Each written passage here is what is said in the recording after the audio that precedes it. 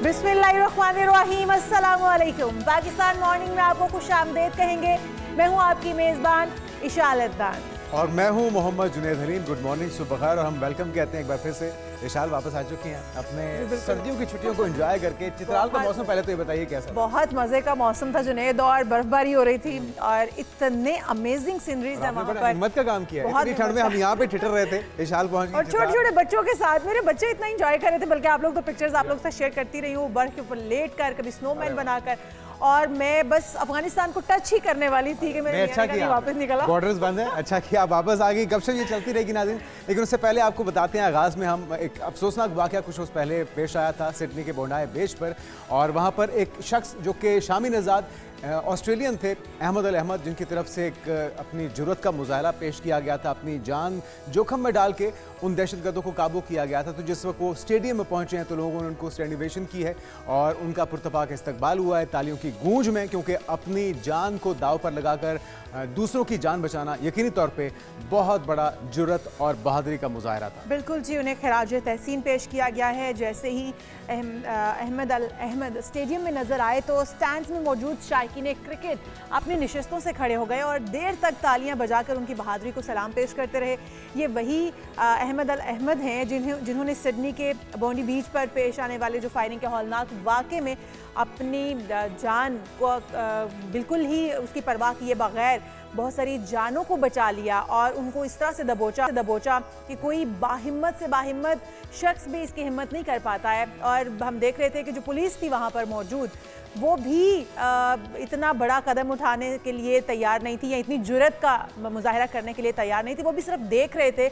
लेकिन एक आम शख्स ने जो वहाँ पर सब्ज़ी और फल बेचा करता था, उस शख्स ने इतनी हिम्मत दिखाई है और जाके उनको दबोच लिया है, जिसके बायस वो दहशतगर्दी का जो वाक़या था, जो मज़ीद जाने ले सकता था, वो वहीं पर रुक गया। और वो जो एक प्रोपेगेंडा या इस्लामोफोबिया की एक कोशिश थी इस हमले के नतीजे में, क्योंकि हमलावर भी भारतीय नजाद ऑस्ट्रेलियन थे और एक उसमें हमलावर मारा गया था, दूसरा ज़ख्मी हालत में गिरफ्तार किया गया। लेकिन असल चीज़ यह है कि जिसने इस हमले को रोका या नाकाम बनाया, या अगर कोई कॉन्स्पिरेसी थ्योरी इसमें चल रही है कि जानबूझ के करवाया गया, क्योंकि जिस तरह से आप भी कह रहे हैं कि पुलिस ने, इंतज़ामिया ने 20-25 मिनट तक आखिर उन हमलावरों को क्यों नहीं रोका, तो उस पर मुख्तलिफ सोच विचार, मुख्तलिफ तज्जिए जा रही हैं। लेकिन असल चीज़ यह है कि जिस शख्स ने इस दहशतगर्दी की कार्रवाई को रोका, अपनी जान को इस पर डालकर, वो भी एक मुस्लिम था। और आपको ये भी याद होगा कि ये जो फेस्टिवल चल रहा था बुनियादी तौर पे बोंडाई बीच पर, ये जूश लॉबी थी, जूश फेस्टिवल था सालाना, और वहाँ पर लोग बड़ी तादाद में अपनी फैमिलीज़ के साथ, अपने बच्चों के साथ मौजूद थे। और हमारा दीन कतन किसी भी तौर पे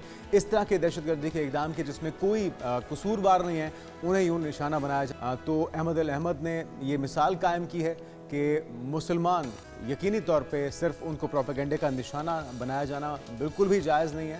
वो अपनी जान दाव पर लगाकर दूसरों की जानें बचाने की सलाहियत और ज़रूरत उनके अंदर मौजूद है। तो एक ज़बरदस्त ये मुजाहरा हमने सिडनी के स्टेडियम में देखा, जहाँ पे उन्हें खिराज तहसीन पेश किया गया। बिल्कुल जी, और अब आ जाते हैं हम अपनी टॉप 5 स्टोरीज़ की जानिब और आपको बताएंगे कि वेनेजुएला के सदर निकोलस मादुरो गिरफ्तारी के बाद न्यूयॉर्क मुंतकिल कर दिए गए हैं। वेनेजुएला पर अमरीकी हमले के खिलाफ अमरीका समेत इस वक्त दुनिया भर में मुजाहरे किए जा रहे हैं और फिलफौर उनकी रिहाई को यकीनी बनाने के लिए ये मुजाहरे किए जा रहे हैं। लेकिन देखते हैं कि अब ऊंट केस करवट बैठता है, क्योंकि डोनाल्ड ट्रंप साहब ये कहते हैं कि अब वो जब तक वहाँ पर हुकूमत नहीं बनाई जाती, तब तक होल्ड जो है वो अमरीका के पास रहेगा। इस पर भी तफसील से जायजा लेंगे। बिल्कुल, और फिर बात होगी क्रिकेट की। बांग्लादेश का T20 वर्ल्ड कप के लिए टीम भारत ना भेजने का ऐलान। इससे पहले पाकिस्तान के मैचेस तो पहले ही न्यूट्रल वेन्यू यानी कि श्रीलंका में होने थे, ये रिवायत डाली भारत ने। और जो बीज उसने बोया था उसका जहरीला फल खाने का टाइम हुआ चाहता है मोदी सरकार का। उनकी जो टीम है, उनकी जो पॉलिटिक्स है, नफरत है, प्रोपेगेंडा है, वो अब खुद ही उसका सामना कर रहे हैं। श्रीलंका से T20 series Pakistan cricket team Sri Lanka रवाना हो चुकी है। पहला मैच होगा 7 जनवरी को। हमारी तैयारी कैसी है, हिकमत अमली क्या होनी चाहिए, इस पर भी बात करेंगे। उसके बाद बात करेंगे किसानों की। आलू की कीमतों में शदीद कमी, किसान शदीद मुश्किलात का शिकार हैं। आलू की 120 किलो की बोरी 8,000 की बजाय 1,800 रुपए में फ़रोख्त हो रही है, जिससे किसान खासा परेशानी का शिकार नज़र आते हैं। इस पर भी हम मौक़िफ़ लेंगे किसान एसोसिएशन का भी। बिल्कुल, और फिर बात होगी पाकिस्तान में कोरियन ग्लास स्किन मुमकिन है या सब फ्रॉड है। कोरियन और ग्लास स्किन आखिर है क्या, ये किस तरह से मुमकिन होती है? कोई ट्रीटमेंट करवाना पड़ता है या फिर आपको अपनी लाइफस्टाइल को तब्दील करना होगा? ये भी जानने की कोशिश करेंगे। उसके बाद आपको बताएंगे कि सितारों की रोशनी में आपका ये हफ्ता कैसा रहेगा। क्या 2025 2026 की तरह 2026 भी 2025 की तरह ही सख्त आजमाइशी होगा या फिर कुदरत होगी मेहरबान? सितारों की चाल क्या कहती है और कौन सा बुर्ज इस साल ज़्यादा मुश्किलात से गुजरेगा? इस पर भी तफसील से माहिरीन की राय लेंगे। माहिर इल्म नजूम हमारे साथ होंगे, लेकिन सबसे पहले आ जाते हैं अपने पहले टॉपिक की जानिब। और जनाब, ICC T20 वर्ल्ड कप से कबल एशियाई क्रिकेट शदीद सियासी और इंतज़ामी बहरान की लपेट में आ चुका है और IPL से बांग्लादेश के फास्ट बॉलर मुस्तफिजुर रहमान जो कि भारतीय इंतहा पसंदी के दबाव में आकर उन्होंने रिलीज़ किए जाने के मामले पर बांग्लादेश ने सख्त रद्द-ए-अमल दिया है और अब उन्होंने कहा है कि हमारी टीम जो है वर्ल्ड कप के लिए भारत नहीं जाएगी। तो भारत का जो रवैया है, अब एक के बाद एक रिएक्शन सामने आ रहा है। कभी कोई क्रिकेट जो है कोई टीम उनके पास जाने से इनकार करती है, कभी कोई प्लेयर छोड़कर उन्हें पाकिस्तान की IPL को ज्वाइन कर लेता, PSL को ज्वाइन कर लेता है। तो क्या हो रहा है इस वक्त, ये भी सब जानेंगे। बिल्कुल, और ये रीत डालने वाला भी भारत है और आज उसे खुद उसी नफरत का, प्रोपेगेंडे का जो उसने बीज बोया था, उसका फल खाने का सामना करना पड़ रहा है। शमशेर नियाज़ी स्पोर्ट्स जर्नलिस्ट हमारे साथ मौजूद हैं। शमशेर, आपको वेलकम कहेंगे पाकिस्तान मॉर्निंग में। अब ये देख रहे हैं हम कि भारत के अंदर शाहरुख खान के पुतले जलाए जा रहे हैं, कभी और दंगे फसाद होते हैं, लेकिन खेल को उसके अंदर शामिल करना बहुत ही शर्मनाक और अफसोसनाक है। पहले पाकिस्तान के अंदर चैंपियंस ट्रॉफी के लिए ना आना, फ़ोटो शूट ना करवाना, पाकिस्तान के बजाय भारत के नगमे या तराने बजा देना ICC के, क्योंकि मैनेजमेंट तो अब जय शाह के पास ही है। लेकिन अब इसके अंदर दीगर ममालिक भी उस नफ़रत और उस प्रोपेगेंडे का शिकार हो रहे हैं। सिर्फ पाकिस्तान उस सफ़ में नहीं खड़ा हुआ। बांग्लादेश के खिलाड़ियों को शाहरुख खान ने क्यों लिया, वहाँ पे बवाल खड़ा कर दिया गया। अब फाइनली हम देख रहे हैं कि बांग्लादेश का रिएक्शन आ चुका है, उन्होंने भी न्यूट्रल वेन्यू का इंतखाब किया है। तो अब अगली बारी किसकी होगी और क्या पूरी दुनिया को ये नज़र नहीं आ रहा कि भारत क्या खेल के साथ खिलवाड़ कर रहा है और उसको कोई लगाम डालेगा, आपको लगता है? जी जुनेद भाई, सबसे पहले तो गुड मॉर्निंग और thank you so very much. अस्सलाम वालेकुम। देखें, ऑब्वियस सी बात है, ये जो इंडिया पिछले कोई 10 से 12 सालों में क्रिकेट के साथ, जो इंटरनेशनल क्रिकेट के साथ जो कर रहा है, वो एक बबल जो है वो ब्लास्ट होना ही है वनडे। आज पाकिस्तान बोल रहा है, कल बांग्लादेश ने बात कर दी, अगले दिन कोई और टीम खड़ी हो जाएगी, फिर कोई और टीम खड़ी हो जाएगी इनके खिलाफ। क्योंकि जुनेद भाई, आप इस चीज़ को समझें कि इन्होंने पूरी क्रिकेट पे कब्जा करने की कोशिश की हुई है। अभी तक ये नाकाम ही है, इन्होंने पूरी तरीके से कब्जा नहीं किया, लेकिन इनकी पूरी कोशिश है कि ये जो क्रिकेट को अपने आड़े हाथों ले लें, क्योंकि इनको पता है कि इनकी PSL जो है वो वर्ल्ड की टॉप स्पोर्टिंग 5 लीग्स में आ गई है। पैसा इनका रिवॉल्व करने लग गया। ICC में इनके हेड्स इनके बैठे हैं, बोर्ड ऑफ डायरेक्टर्स इनके बैठे हुए हैं। तो इन्होंने क्रिकेट को काबू करने की कोशिश की। इन्होंने सबसे पहले अपने हमसाये मुल्क पाकिस्तान को काबू करने की कोशिश की, लेकिन पाकिस्तान, आपको पता है, हम लोग ज़रा थोड़ी सी दूध जलेबी खाने वाली कौम है, तो हम थोड़े ज़रा आकड़ में आ जाता, तो हमने अपने आप को ज़रा सस्टेन कर लिया। बट देन अगेन ये बबल ने ब्लास्ट होना ही था, और ये बांग्लादेश ने जो कल रात को इलेक्शन दी, इसमें बहुत ज़्यादा पॉलिटिकल जो इन्वॉल्वमेंट बहुत ज़्यादा इंडिया की। और इंडिया ने, अभी आपने पिछले एशियन कप में भी देख लिया, इंडिया ने कितना पोलिटिसाइज किया क्रिकेट को। और सबने जो है, जितने पुराने क्रिकेटर्स हैं जिन्होंने कमेंट किए टीवी पे आके, उन्होंने यही कहा कि इंडिया को चाहिए कि पॉलिटिकली वो दूर रहे क्रिकेट से। अगर आपने सुनिए तो हम मतलब कि अपने हमारे पॉलिटिकल लोगों से आप पॉलिटिक्स करें। अच्छा शमशेर, जैसा आप भी कह रहे हो कि बबल ने एक दफ़ा टूटना ही था, वो बबल टूट चुका है। अब होने क्या जा रहा है? जिस तरह से बांग्लादेश जो है वो चाहता है कि भारत में अब उसके मैचेस ना हो, तो क्या मुतवक्के है कि श्रीलंका में करवाए जाएं, उन्हें भी न्यूट्रल वेन्यू की दे दी जाएगी एक्सेस, या फिर टीम बाहर भी हो सकती है? क्या होने जा रहा है? नहीं, टीम बाहर तो नहीं होगी। ये एक बड़ी हम्बल रिक्वेस्ट की है इन्होंने, बांग्लादेश क्रिकेट बोर्ड ने ICC के, भाई आप हमारा जो है ना वेन्यू जो है, हमारे जो रीस्केड्यूल करेंगे आप करें T20 वर्ल्ड कप की, हमारा वेन्यू, अगर पाकिस्तान श्रीलंका में खेल रहा है, श्रीलंका खुद श्रीलंका में खेल रही है, तो वाई नॉट हमारे मैचेस भी आप श्रीलंका में करें। हमें इतना हम सेटिस्फाई नहीं है इंडिया में हमारे वेन्यू ना पे रखे हैं। और इस मौके पे जो ICC जो है वो इनकी रिक्वेस्ट को इतने आसानी से इग्नोर नहीं कर सकती, उनको कंसिडर करना पड़ेगा। और पहले जब आप ICC से कोई रिक्वेस्ट करती है, कोई टीम या कोई बोर्ड रिक्वेस्ट कर, सबसे पहले दिमाग में यही बात आती है, पता नहीं ICC में भी इंडियन जो ऊपर जो जितने जो गवर्नर जो बैठे हुए हैं, जितने भी जो डायरेक्टर्स बैठे हैं, वो इंडियंस ही हैं, ICC चेयरमैन इंडियन ही है। तो अब वो हमारी बात, इनकी बात मानेंगे नहीं मानेंगे, लेकिन ऐसा नहीं होता। ICC के कोई रूल सेट होते हैं, ICC हर बोर्ड को कंसिडर करता है, उनकी रिक्वेस्ट को कंसिडर करता है, और ये बांग्लादेश की रिक्वेस्ट को भी कंसिडर कर चुके हैं, जिस पे ये लोग अमल दरामद कर रहे हैं। वो अलग बात है कि इनको रीस्केजुलिंग करने में थोड़ी सी एफर्ट पुट करनी पड़ती है, हर चीज़ ऑलरेडी सेट होती है। वर्ल्ड कप का इवेंट है तो उसकी जो स्केजुलिंग है वो पहले से हुई होती है, आपके वेन्यूज डिसाइडेड होते हैं, आपकी इसके साथ बड़ी और चीज़ें लॉजिस्टिक इनके तो ऑपरेशन भारत के लिए बहुत बड़ा सेटबैक नहीं है, बहुत ज्यादा बिजनेस इनके हाथ से चला जाएगा? देखिए, बिजनेस हाथ से जाए ना जाए, लेकिन एक्स्ट्रा खर्चा आप कह सकते हैं कि बोर्ड को करना पड़ेगा, क्योंकि रीस्केड्यूल करने में टीम का इंतजाम करना, टीम के लिए हर चीज़ प्रिपेयर करना, वेन्यूज प्रिपेयर करना, उनकी होटलिंग में खाने पीने, उनकी हर चीज़ आपको एक पूरा इंतजाम करना पड़ता है। लेकिन आईसीसी की ये जिम्मेदारियों में चीज़ आती है, बेसिकली मैं आपको बताना चाह रहा हूँ, ये आईसीसी की जिम्मेदारी में चीज़ आती है कि अगर कोई बोर्ड उनके साथ अगर किसी भी एक्टिविटी से सेटिस्फाई नहीं है किसी भी इवेंट में, तो वो एक टाइमली रिक्वेस्ट पुट कर सकता है। और बांग्लादेश ने बड़ा अच्छा काम किया कि उन्होंने बहुत टाइम से एक रिक्वेस्ट पुट किया है। अभी ऑलमोस्ट 1 महीना 2 दिन पड़े वर्ल्ड कप को स्टार्ट होने में, तो मेरे ख्याल से आईसीसी इनके रिक्वेस्ट को इतना आसानी से दरगुजर नहीं करेगा, इनको कंसिडर करेगा, सोचेगा, और बहुत जल्द मेरे ख्याल से within a week ICC का एक फैसला भी आ जाना चाहिए, जिसमें वो बिल्कुल क्लियर कट बोले कि हाँ जी, हमने बांग्लादेश को है वो शिफ्ट कर दिया है।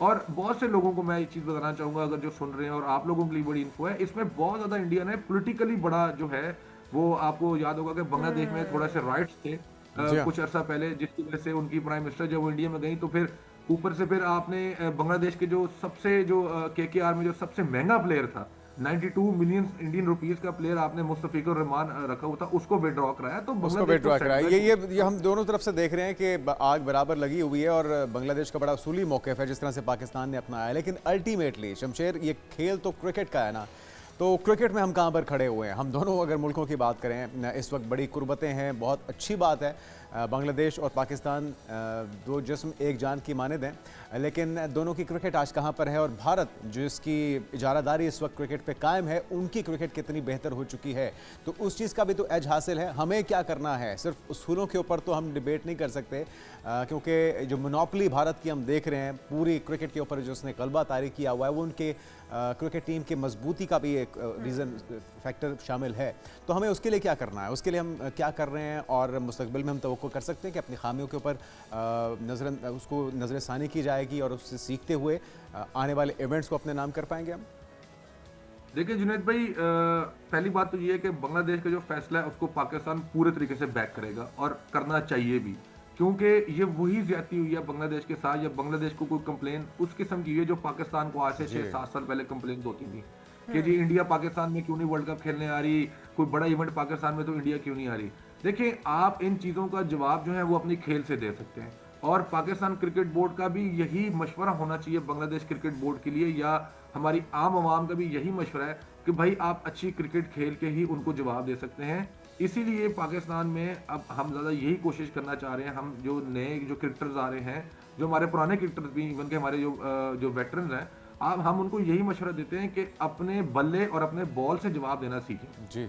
हमारे जो पुराने जो जितने भी जो क्रिकेटर्स हैं वो यही कहते आ रहे हैं कि अपने बैट और अपने बॉल से ही आप अगली टीम को जवाब दे सकते हैं सही तरीके से। और पाकिस्तान को भी चाहिए कि अपनी क्रिकेट पे मैक्सिमम फोकस करे, क्योंकि मॉडर्न डे क्रिकेट इन हो चुकी है, तेज क्रिकेट आ चुकी है। अब लोगों के पास टेम्परामेंट नहीं है, या इवन प्लेयर्स के पास भी इतना टेम्परामेंट नहीं है कि वो 50-50 ओवर का मैच खेलें। अब क्रिकेट शॉर्ट फॉर्मेट पे आती जा रही है।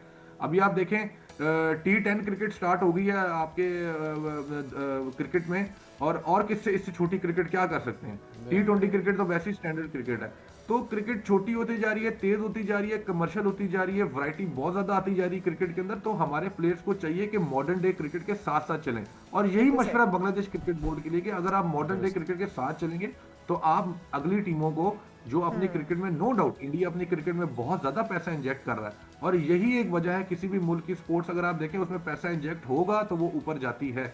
तो पाकिस्तान को भी चाहिए थोड़ा सा पैसे की रिवॉल्विंग करें अपनी क्रिकेट के अंदर, और मैक्सिमम अपना इन्वेस्ट करें क्रिकेट में, और फैसिलिटीज दें प्लेयर को, ताकि मॉडर्न डे क्रिकेट, ये बड़ा इंपॉर्टेंट है ये कि मॉडर्न डे प्लेयर्स की सिलेक्शन भी तो बहुत जरूरी है शमशेर। हम देखते हैं कि जिन प्लेयर्स को खिलाया जाना चाहिए उनको टीम में शामिल ही नहीं किया जाता, और जो एक अच्छी परफॉर्मेंस दे रहे होते हैं मुस्तकिल मिजाजी के साथ, हम उनको बाहर बिठा देते हैं। अभी भी श्रीलंका जो पीसीबी ने श्रीलंका के खिलाफ T20 सीरीज में जो 2 खिलाड़ियों की कारकर्दगी देखने के बाद उन्हें हतमी स्क्वाड का ऐलान भी किया, उनको शामिल किया। आप क्या समझते हैं कि स्क्वाड बेहतरीन है, श्रीलंका के अगेंस्ट हम एक अच्छी टीम भेजने वाले हैं? देखें, ऑब्वियसली बात है, ये बड़ा वाज़ेह बात है कि पाकिस्तान जो श्रीलंका के खिलाफ 3 T20 मैचेस खेलने जा रही है, वो वर्ल्ड कप से पहले की तैयारी है। वहाँ जाके कंडीशन ज़रा आप जाके देखते हैं। इवन के बांग्लादेश की भी कोलकाता में 3 मैचेस की सीरीज थी, जो अब ये मेरे ख्याल से ये डिले हो गई है इसी रोले की वजह से, जिसमें बांग्लादेश ने ऑब्जेक्शन खड़ी की है। तो सारी टीमें जो हैं वो होम ग्राउंड में मैक्सिमम कोशिश करते हैं कि हम कुछ करीब करीब आके सीरीज खेलें ताकि ग्राउंड से फ्रेंडली हो सके।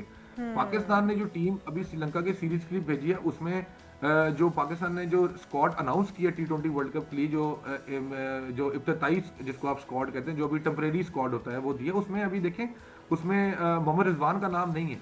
तो मोहम्मद रिजवान हमारा टीम का जो है वो विकेट कीपर है, जो कि इस टाइम बिग बैश लीग खेल रहे हैं ऑस्ट्रेलिया में। तो अभी पाकिस्तान टीम ने ख्वाजा नाफे, जो कोटा ग्लैडिएटर के बैट्समैन कीपर है, उसको भी साथ भेजा है। साथ उस्मान खान है हमारे, वो भी साथ गए। तो कल को अगर वो श्रीलंका में जाके अच्छी परफॉर्मेंस देते हैं तो उनको कंसिडर कर सकते हैं T20 वर्ल्ड कप स्क्वाड के लिए। तो इसी तरीके से ही न्यू कमर्स आते हैं, नए लड़कों को मौका दिया जाता है। ये बड़ा अच्छा पाकिस्तान क्रिकेट टीम ने ये किया है कि अगर आपका मोहम्मद रिजवान जो है वो बिजी है, तो आपने अपने 2 विकेट कीपर बैट्समैन साथ भेजिए ताकि उनको टेस्ट किया जा सके। और कल को अगर ये 7 जनवरी से जो पहला मैच स्टार्ट है पाकिस्तान श्रीलंका का, अगर कल को वो विकेट कीपर बैट्समैन अच्छी परफॉर्मेंस दे देते हैं, तो ये पाकिस्तान टीम इनको कंसिडर कर सकती है। और इसी तरीके से जो है आप फिर जो है वो पुरानी जनरेशन से नई जनरेशन पे शिफ्ट होते हैं और सो ऑन। तो अच्छा पाकिस्तान ने स्क्वाड भेजा है। बाबर आजम नहीं है, शाहीन शाह अफरीदी नहीं है, हारिस रऊफ नहीं है, मोहम्मद रिजवान नहीं है। ये चारों प्लेयर तो हम ये कह सकते हैं कि अच्छा स्क्वाड तो है, लेकिन क्या ये लॉक्ड स्क्वाड है और वर्ल्ड कप में भी हम यही स्क्वाड इस्तेमाल कर सकते हैं? बिल्कुल भी नहीं। ये तो बिल्कुल भी नहीं। फिर कॉन्फिडेंस कैसे आएगा शमशेर? देखें, आपको जैसे कहते हैं ना कि जब भी कोई कारोबार करना होता है तो आपको रिस्क लेना पड़ता है। तो ये एक सॉर्ट ऑफ यही कंडीशन बनी हुई है कि आपको रिस्क ना मैं कहूँगा, लेकिन आपको जब आप नए लड़कों को बड़े इवेंट्स के लिए रेडी करते हैं, ऐसे ही आप रेडी करते हैं। आप उनको सीरीज खिलवाते हैं, उनको एक्सपोजर देते हैं इंटरनेशनल का, उनको अपने पुराने प्लेयरों के साथ टीम ट्रैवल करवाते हैं। ये सिर्फ क्रिकेट खेलने एक्सपोजर थोड़ी है कि आप जाएं और क्रिकेट खेल के आ जाएं। इसमें और बड़ी चीज है, आप जाते हैं, आते हैं, आपका डिसिप्लिन, आपका आपका बिहेवियर, आपका बात करना, आपका एटीट्यूड। बिल्कुल ठीक कह रहे हैं आप शमशेर के नए प्लेयर्स को आजमाने का यही एक बेहतरीन तरीका होता है। लेकिन हमारा मानना ये था कि जो स्क्वाड अभी श्रीलंका जाके सीरीज खेल कर आएगा, उसी स्क्वाड को T20 वर्ल्ड कप के लिए भी रखा जाता ताकि एक्सपीरियंस भी मिल जाता, और फिर उसी ग्राउंड के ऊपर आपने जाके T20 वर्ल्ड कप खेलना है तो आप उससे यूज्ड टू भी हो जाते, जरा आपको पता भी चल जाता कि ग्राउंड किस तरह की है और आपको कौन से प्लेयर्स आपने उतारने हैं।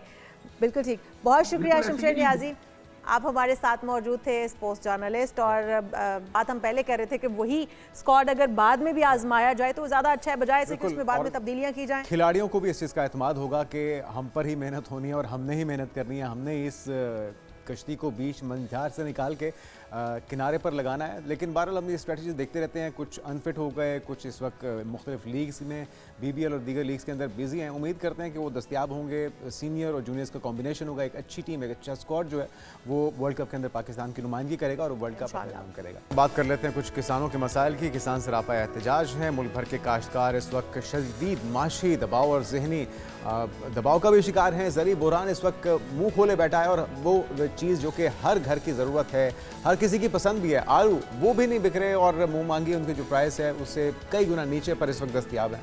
बिल्कुल ऐसे ही पाकिस्तान किसान इत्तेहाद का कहना है कि फसलों की कीमतें पैदावारी लागत से भी कम हो चुकी हैं, जिसके बायस किसान का वजूद खतरे में है। मुल्तान प्रेस क्लब में प्रेस कॉन्फ्रेंस करते हुए पाकिस्तान किसान इत्तेहाद के जो सदर हैं खालिद महमूद खोखर, उन्होंने इंकशाफ किया है कि 120 किलो आलू की जो बोरी है, जो कभी 8,000 रुपये में फ़रोख्त होती थी, आज वो सिर्फ 1,800 रुपये में, मतलब इतना बड़ा डिफरेंस, और उस पर जो लागत है वो भी पूरी नहीं हो रही है। तो हमारे साथ मौजूद हैं महमूदुल हक बुखारी साहब, चेयरमैन ऑल पाकिस्तान किसान इत्तेहाद। वेलकम टू शो कहेंगे आपको बुखारी साहब। बुखारी साहब, वजूहात क्या बनी है इस बहरान की? और आलू तो हर घर ख़रीदता है और हमारा आलू मेरे ख्याल में तो एक्सपोर्ट भी होता होगा, लेकिन इस वक्त कीमत इतनी ज़्यादा गिर जाना, क्या वजूहात है उसकी? गोभी जो है वो जानवर खा रहे हैं, इंसान नहीं खा रहे हैं, कीमतें इतनी कम हो गई हैं, तो वजूहात क्या है इसकी? जी, गुजारिश ये है कि आपने जिस तरह अपने इंट्रो के अंदर बताया कि आलू जो है वो हमारे हर घर की ज़रूरत है, हम उसे बड़ा मज़ा लेके खाते हैं, हर सालन के अंदर डाला जाता है, उसकी भुजिया बनाई जाती है, उसके कबाब बनाए जाते हैं और ये इतना पसंद किया जाता है। और पाकिस्तान के अंदर जो पंजाब है ये इसका मेन प्रोड्यूसर है और तकरीबन कोई 97% जो है ना 97% जो है वो पंजाब प्रोड्यूस करता है। और इसके अंदर जो साहिवाल डिवीजन है और आपका लाहौर जिसमें ज़्यादातर ज़िला कसूर जो है वो आलू की काश्त भी करता है और बर्दाश्त भी करता है। बुनियादी तौर पर तो ये देखें हुकूमती पॉलिसियों का फुकदान होता है जिसकी वजह से किसान का तो काम ये है कि वो मेहनत करे और अपनी मुल्की ज़रूरियात के मुताबिक जो है वो फसल दे पाकिस्तानियों को। और लेकिन किसान को कोई पूछने वाला नहीं है, उसकी फसल ख़राब हो जाए, उसकी फसल जो है उसका कोई रेट ना लगे, उस पे हुकूमत जो है वो एक तमाशाई का किरदार अदा करती है। दुनिया के बाकी मुल्कों के अंदर इस तरह से नहीं होता। जो फसल सरप्लस होती है और उसकी वजूहात खास कुछ भी हो, अभी तो हमारे यहाँ वजूहात ये है कि जो अफगानिस्तान का बॉर्डर ड्यू टू कोई सिक्योरिटी की वजूहात की वजह से वो बंद हुआ, तो हुकूमत को चाहिए था कि वो उसका पहले से बंदोबस्त जो है वो करते और उसकी प्लानिंग करते। प्लानिंग करने के बाद वो ये चीज़ें जो है वो नाफिज करते।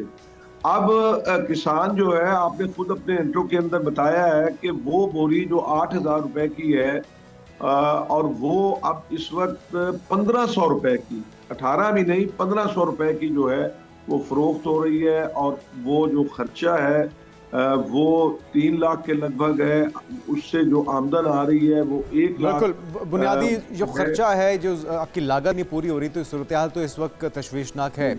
लेकिन जिस तरह से आप बॉर्डर बंद होने की बात कर रहे हैं, कितना बॉर्डर से बाहर, यानी कि अफगानिस्तान हमारा आलू या दीगर अजनास जाती थी और अब वो रुक गई यकीनी तौर पर, तो उसकी खपत यहीं पर ही होगी।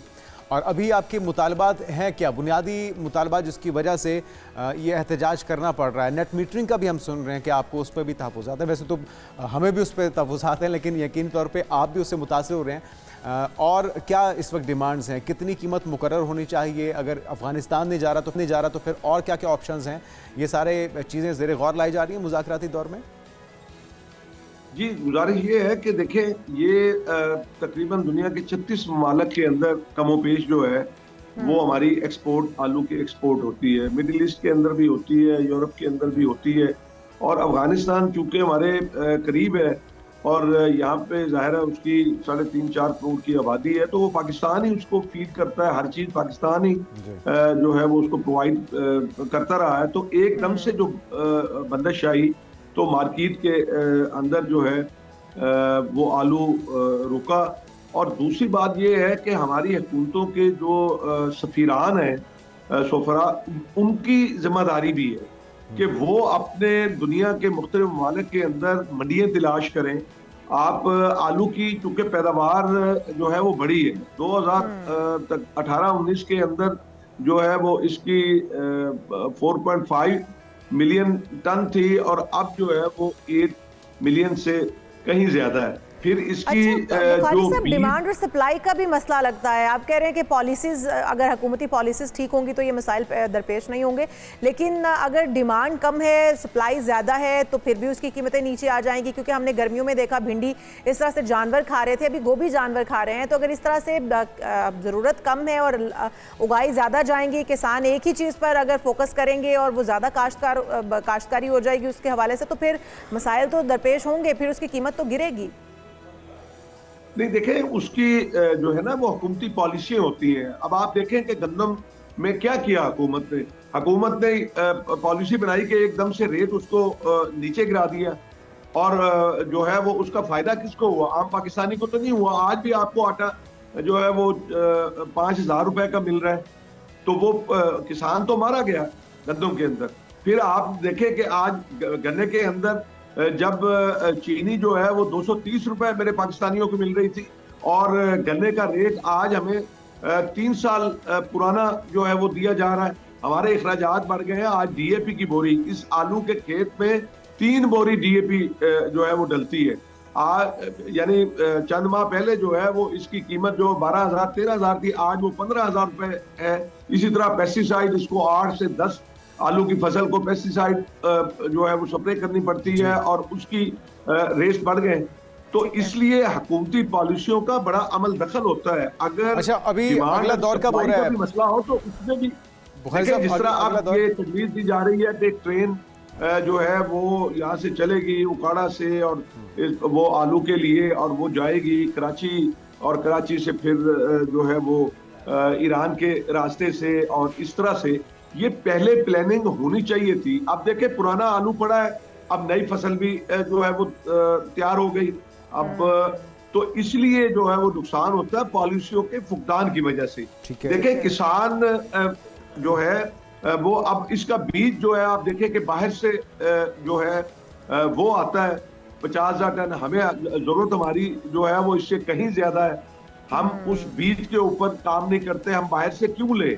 हम अपने रिसर्च जो है जो साइंटिस्ट है एग्रीकल्चर के, उनको क्यों एम्पावर नहीं करते? हम उधर कोई पैसा नहीं खर्च करते। आप देखें कि दुनिया के अंदर जो है पर एकड़ यील्ड बहुत ज्यादा है और पाकिस्तान के अंदर नहीं है, चाहे आप कोई फसल भी ले लें। आज कॉटन का हाल आपके सामने है कि हम 340% जो है बाहर से इंपोर्ट कर रहे हैं, क्योंकि हुकूमत को इन चीजों के लिए वक्त ही नहीं है। हुकूमत तो अपने जो मामलात को पक्का करने के लिए लगी हुई है और आइन साजी और कानून तो बुखारी साहब, अगर अफगानिस्तान के साथ मामला ठीक हो जाते हैं, बॉर्डर खुल जाता है, तो आप समझते हैं बेहतरी आएगी? कितने % बेहतरी आएगी उससे? जी बिल्कुल, जी बिल्कुल बेहतरी आएगी, बहुत बेहतरी आएगी। गुजारिश ये है कि जब बॉर्डर खुलता है ना तो फिर मार्केट के अंदर पता चलता है। अब जो बायर है उसको भी पता है कि भाई इनके पास आलू पड़ा है और ये कहाँ लेके जाएंगे, ठीक है। तो ये इसी तरह जो है ये जितने अच्छा वैल्यू एडिशन नहीं है हमारे यहाँ। आप देखें कि हमारा 5वां ज़री मुल्क है दुनिया का और वैल्यू एडिशन में हमारा कहीं नाम भी नहीं है। और आपके जो बाकी ममालिक है वो वैल्यू एडिशन करते हैं।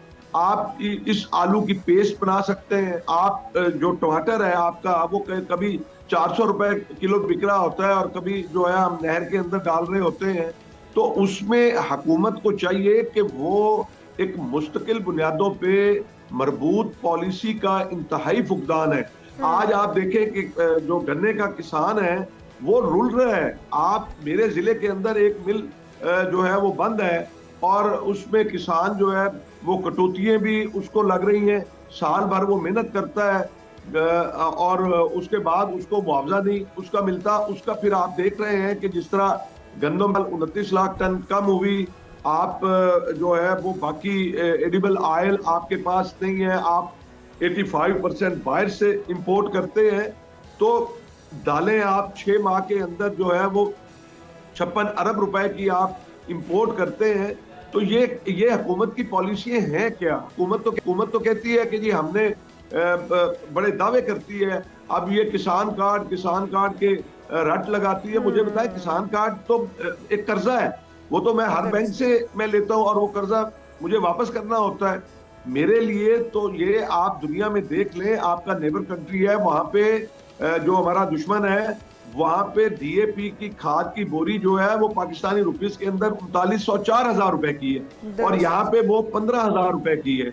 आप और आपका मुतालिबा ये है कि हमें जो किसान कार्ड है उसकी बजाय अगर बेहतरीन पॉलिसीज़ और किसान दोस्त पॉलिसीज़ दी जाएं तो ज़्यादा ग्रो करेंगे किसान और उनकी दादरसी भी हो सकेगी, जो कि 5वां बड़ा ज़राई मुल्क है। और हुकूमत की नाअहली की वजह से कहें या हुकूमत की बगैर तवज्जो के कहें या फिर उनकी बैड गवर्नेंस कहें या फिर पॉलिसीज़ नहीं है उस तरह से, या जिनको ये काम सौंपा गया है वो सही तरीके से वो वज़ीर वो मुशीरान उस तरह से काम नहीं कर पा रहे, जिसकी वजह से हम देख रहे हैं कि वो बॉर्डर पार अफगानिस्तान के किसान हो पाकिस्तान के किसान हो, दोनों ही इस वक्त ज़बूहाली का शिकार नजर आते हैं। तो हम हुकूमत की तरफ तवज्जो ही दिलाना चाहेंगे कि हुकूमत जल्द से जल्द इनके अपने फैसलों पर नजर सानी करे ताकि जो किसान हैं उनकी दादरसी हो। और दूसरी मंडियां तलाश करने की ज़रूरत है, क्योंकि दहशतगर्दी की कीमत पे तो हम अफगानिस्तान के साथ ट्रेड नहीं कर सकते। तो दूसरी ऑप्शंस, दूसरे मौके तलाश करने चाहिए और किसानों को उनके तहफ़्फ़ुज़ात सुनने चाहिए, फैसिलिटेट करना चाहिए। अब बात कर लेते हैं नाज़रीन कुछ मेहमानों की। पाकिस्तान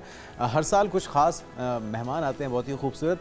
हम बात कर रहे हैं साइबेरिया से आए मेहमान परिंदों की, जो कि पाकिस्तानी साहिली इलाकों में इस वक्त डेरे डाले बैठे हैं। बिल्कुल जी, गवादर, पिसनी, ओमाड़ो, जेवनी के जो जजीरे हैं वहाँ पर हिफ़्फ़त है, तलोर है जो मेहमान परिंदों के मस्कन इस वक्त बन चुके हैं, सीगल है वहाँ पर, इसके अलावा बहुत सारे और भी परिंदे जो वहाँ पर इस वक्त आ चुके हैं। छोटे आबी परिंदों को भी इस वक्त वहाँ मस्कन समझा जा रहा है इन साहिलों को। उनका माहिरीन के मुताबिक हज़ारों परिंदे हर साल मौसम सरमा में पाकिस्तान के साहिली इलाकों का रुख करते हैं, क्योंकि वहाँ पर सर्दी बहुत ज़्यादा हो जाती है और जो साहिल हैं वहाँ पर इतना प्लेजेंट वेदर होता है सर्दियों के अंदर। पाकिस्तान की जो साहिली पट्टी है तो इस वजह से वो तमाम परिंदे वहाँ से ट्रैवल करते हैं और पाकिस्तान के साहिली पट्टियों पर आ जाते हैं और फिर यहाँ पर बसेरा कर लेते हैं। फिर हमारे जो शिकारी भाई हैं वो भी मुतहरक हो जाते हैं, घात लगाए बैठे होते हैं, इन परिंदों का इंतज़ार कर रहे होते हैं। लेकिन बहरहाल इनको वेलकम करना, इनकी आवभगत करना और इनको साजगार माहौल फराहम करना भी हमारा ये फ़र्ज़ है, क्योंकि मेहमान नमाज हैं। हम हमेशा से ही मेहमानों का तो इनमें ख़ास मेहमानों का भी हमें ख्याल रखना चाहिए। नाज़रीन, आगे बढ़ते हैं और अब कुछ बात हो जाए दुनिया भर की जो इस वक्त चल रहे हैं मामलात, और इसमें से एक बड़ा मामला तो है हम जो देख रहे हैं वेनेजुएला के ऊपर धावा बोला गया अमेरिका की तरफ से। लेकिन उससे पहले कि उस पर बात करें, स्वाद की बात कर लेते हैं जुनेद। बिल्कुल, मैं क्योंकि लाइव देख कर आई हूँ ये तमाम एरियाज, तो मैं उसके ऊपर बात करती हूँ। इतनी खूबसूरत बर्फबारी है वहाँ पर। वादी सवाद के जो मशहूर सयाती मकाम है, कालाम है, मालम जब्बा है, वो बर्फबारी से इस वक्त सफ़ेद चादर ओढ़े हुए हैं और बर्फ़ की ये सफ़ेद चादर कुदरती हुस्न को मज़ीद निखार रही है। बिल्कुल, और इससे लुत्फ़ अंदोज़ होने के लिए मुल्क भर से जो सयाह हैं बड़ी तादाद में वो पहुँचना शुरू हो जाते हैं। वैसे तादाद तो बहुत कम हो जाती है, शायद आपने भी ऑब्जर्व किया होगा कि लोग कोशिश करते हैं कि वो नथिया गली या मरी तक महफूज रहे, क्योंकि आगे रास्ते भी मुश्किल हो जाते हैं। तो देखते हैं कि सुवात में मौसम कैसा है और वहाँ पर लोग किस तरह से इंजॉय कर रहे हैं।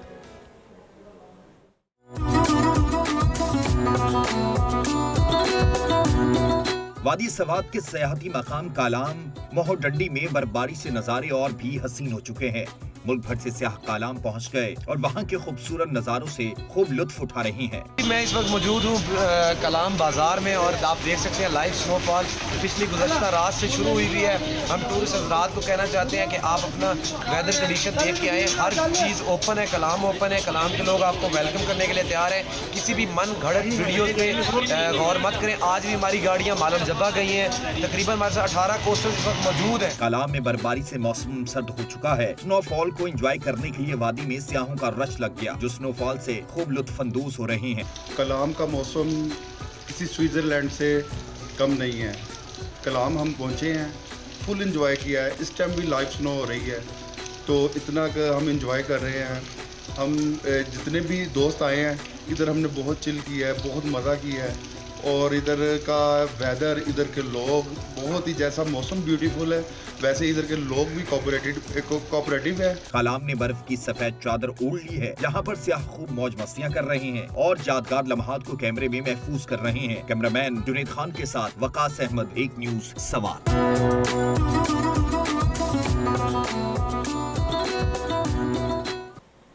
ये थी सवात की खूबसूरती जो आपने मुलाहिजा की है। आगे बढ़े, आपको बताएं कि वेनेजुएला में अमरीकी फ़ौजी कार्रवाई के बाद अब आलमी सियासत के एक नए और ख़तरनाक मोड़ का आगाज़ हो चुका है और वेनेजुएला के सदर निकोलस मादुरो और उनकी अहलिया को अमरीकी फ़ौज ने हफ्ते के रोज़ एक ऑपरेशन के दौरान गिरफ्तार करके अमरीका मुंतकिल कर दिया था, जिसके बाद अब हम देख रहे हैं कि उन्हें न्यूयॉर्क मुंतकिल कर दिया गया है, न्यूयॉर्क की जेल के अंदर। लेकिन अब जो एक अमरीका के अंदर से और बाहर से एहतजाज सामने आ रहा है और बार बार मुतालिबा किया जा रहा है कि उनको फिलफौर रिहा किया जाए, लेकिन डोनाल्ड ट्रंप साहब का शायद ये इरादा लगता नहीं है। बिल्कुल, और एक तरफ डोनाल्ड ट्रंप ये दावा करते थे कि वो जंगें रुकवाने आए हैं, शुरू करने नहीं आए, वो पीस मेकर हैं, और दूसरी तरफ वो धावा बोलते हैं कि मुल्क के ऊपर और उसकी मादनियात हो, उसका तेल हो, उसके हथियाने के लिए अब हथकंडे अपनाए जा रहे हैं।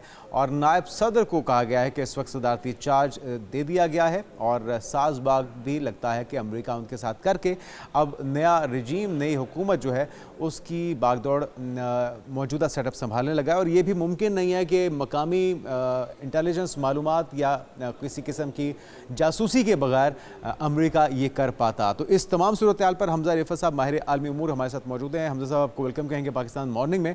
ये अब न्यू नॉर्मल इसको समझा जाए कि जिसके पास ताकत है, माइट इज़ राइट का कानून चलेगा इस दुनिया में, वो किसी पे भी चढ़ दौड़ेगा, उसके ऊपर इल्ज़ाम लगा के कि वहाँ पे करप्शन है या स्मगलिंग होती है मनशियात की, तो अब ये फार्मूला सब पे अप्लाई होगा या फिर सिर्फ अमेरिका ही ये कर सकता है? हमने माजी में तो ये भी देखा कि उसकी कोशिश या उसकी नकल करते हुए भारत ने भी इस तरह की हमाकत की थी, लेकिन हमने तो मुंह तोड़ जवाब दे दिया। लेकिन किसी में सकत नहीं होगी तो फिर वो इसी तरह से सहेगा इस जुल्म को, इस बर्बरियत को। अनफॉर्चुनेटली न्यू नॉर्मल यही है। हम सब जो एनालाइज करते हैं इंटरनेशनल अफेयर्स को, हमें थोड़े से इस चीज़ को मद्देनजर रखना चाहिए कि डोनाल्ड ट्रंप बेसिकली इंटरवेंशनिस्ट हैं, वो एक नॉन इंटरवेंशनिस्ट नहीं है। क्योंकि जब वो आए थे उन्होंने एक अमेरिका फर्स्ट की पॉलिसी अपनाई, मल्टीलैटरलिज्म को अपंग किया, जंगों को रुकवाने में उनका बड़ा अहम किरदार था हमारे खित्ते के अंदर, कैम्बोडिया थाईलैंड के दरमियान, और यूक्रेन रशिया की भी बात की गई थी। But at the end of the day जब कोई अमेरिका किसी भी मुल्क को थ्रेट के तौर पर समझेगा, वेनेजुएला को उन्होंने इस वजह से टारगेट किया कि एक परसेप्शन बना हुआ था कि निकोलस मडूरो जो सदर हैं या जो फॉर्मर सदर थे वेनेजुएला के, वो बेसिकली नारकोटिक्स को और ड्रग्स को बोट्स के जरिए अमेरिकी सरजमीन के ऊपर भेजते थे। हालांकि अगर आप फैक्ट्स एंड फिगर्स को उठा के देख लें तो वेनेजुएला कोई नेट एक्सपोर्टर नहीं है ड्रग्स का यूएस को, ज्यादातर बोलिविया से आता है, कोलंबिया से आता है। खैर अब जो सिचुएशन ये बन चुकी है कि अगर आप मार्को रूबियो के स्टेटमेंट्स को उठा के देखें, वो चाह रहे हैं कि रेजीम चेंज हो, वो चाह रहे हैं कि ऑयल रिजर्व्स को टैप किया जाए। ब्रेंट जो उनका है ट्रेडमार्क इंडेक्स है वो इट्स अप बाय $60। तो इससे साफ साबित होता है जब भी इस तरह की कोई चीज होगी, रेजीम चेंज होगा, तो अमेरिकन इंटरेस्ट को प्रमोट किया जाएगा, कैपिटलिज्म को प्रमोट किया जाएगा। जहाँ पे ऑयल रिजर्व्स को नेशनलाइज किया हुआ है उसको प्राइवेटाइज किया जाएगा और एक नई रेजीम को लाने की पूरी भरपूर तरीके से कोशिश की जाएगी। सो एक न्यू नॉर्मल बन चुका है। ये ईरान के ऊपर भी बातचीत हो सकती है। आपको याद होगा कुछ अबाउट अ मंथ अगो जब मुलाकात हुई थी ट्रंप की और नेतन्याहू से, तो उन्होंने काफी क्लियर कट वेल्ड थ्रेट्स दिए थे ईरान को भी।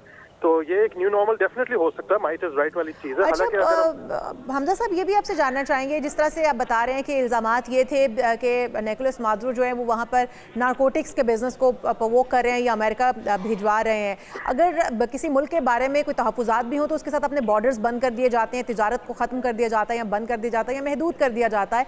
लेकिन इस तरह से टारगेटेड ऑपरेशन करना और फिर वहाँ के सदर को हिरासत में लेकर अपनी अदालतों के अंदर पेश किया जाना क्या कानूनी हैसियत रखता है? और फिर निकोलस मादुरो को आज मैनहट्टन की वफाकी अदालत में भी पेश किया जाएगा, तो क्या उनके ऊपर किस तरह से कार्रवाई की जा सकती है? देखिए, दो तीन चीजें। पहले जो आपका सवाल है उसमें ये होगा कि अगर हम देख लें तो आर्टिकल 51 यूएन चार्टर की वायलेशन है अगर आप किसी दूसरे मुल्क के ऊपर अटैक करते हैं, और जो रिसीविंग कंट्री है उसके पास फिर एक राइट टू डिफेंस है, सेल्फ डिफेंस का एक क्लॉज है यूएन चार्टर के मुताबिक। पर हमने अमेरिका की तारीख को देखा है, चाहे वो इराक के अंदर हो, उन्होंने वेपन्स ऑफ मास डिस्ट्रक्शन की जब बात की तो उनका मकसद था सदाम हुसैन को बेसिकली रिमूव करना। हालांकि सदाम हुसैन का कोई ऐसा ताल्लुक अलकायदा के साथ नहीं था, वो एक बाथिस्ट थे, वो एक अरब नेशनलिस्ट थे, पर उन्होंने रिमूव किया। उसके बाद 2015 के अंदर जब चिलकॉट रिपोर्ट आई थी तो ये गैर कानूनी करार दे दिया गया था टोनी ब्लेयर की तरफ से, जॉर्ज बुश की तरफ से जो कार्रवाई हुई है। तो मेरे ख्याल से ये एक स्टैंडर्ड मॉडस ऑपरेंडा ट्रंप एडमिनिस्ट्रेशन का ये है, जिस मुल्क को वो थ्रेट के तौर पर समझते हैं बॉर्डर्स क्लोज ऑफ कर देते हैं, उनके खिलाफ कार्रवाई करने की कोशिश कर रहे होते हैं, और जिन मुल्कों को वो थ्रेट के तौर पर नहीं समझते वो चाहते हैं कि एक सालिसी किरदार अदा करके सीज फायर के ऊपर आ जाए। देखिए, मैनहट्टन के कोर्ट के अंदर निकोलस मडूरो का पेश होना, ये कुछ एनालिस्ट कह रहे हैं without any basis in fact कि जोरान ममदानी की हुकूमत है वहाँ पे, तो ऐसा कोई कार्रवाई नहीं होगी। This is a federal subject.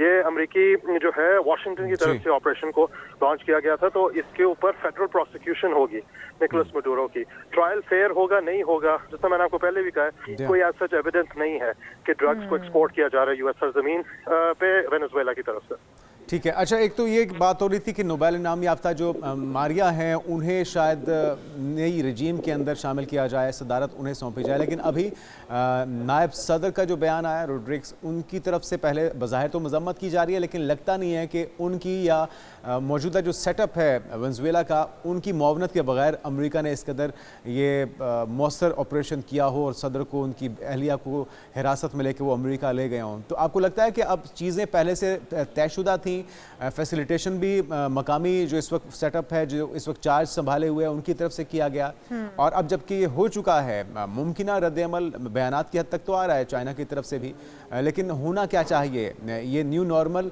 काबिल कबूल नहीं है पूरी दुनिया को, इसके लिए जो आलमी ताकतें हैं ख़ासतौर पर रशिया और चाइना, उन्हें किस तरह का रद्द-ए-अमल देना चाहिए?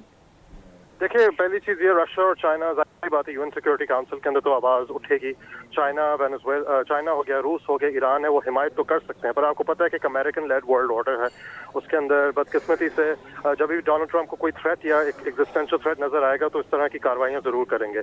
मेरे ख्याल से जो नोबेल पीस प्राइज विनर की जो हमें मारिया के अलावा जुआन ग्वाइडो है, वो एक इनके लीडर थे, जो ऑपोजिशन लीडर थे, जब वो निकल रहे थे वेनेजुएला के अंदर प्रोटेस्ट हो रहे थे, उनके ऊपर इन्वेस्ट किया जा सकता है। क्योंकि हमने और हमजा रिफत साहब, एलन मस्क जो है वो फ्री इंटरनेट भी दे रहे हैं वेनेजुएला के अंदर, और वो कहते हैं कि वहाँ पर फ्री इंटरनेट सहूलत भी दी जाएगी।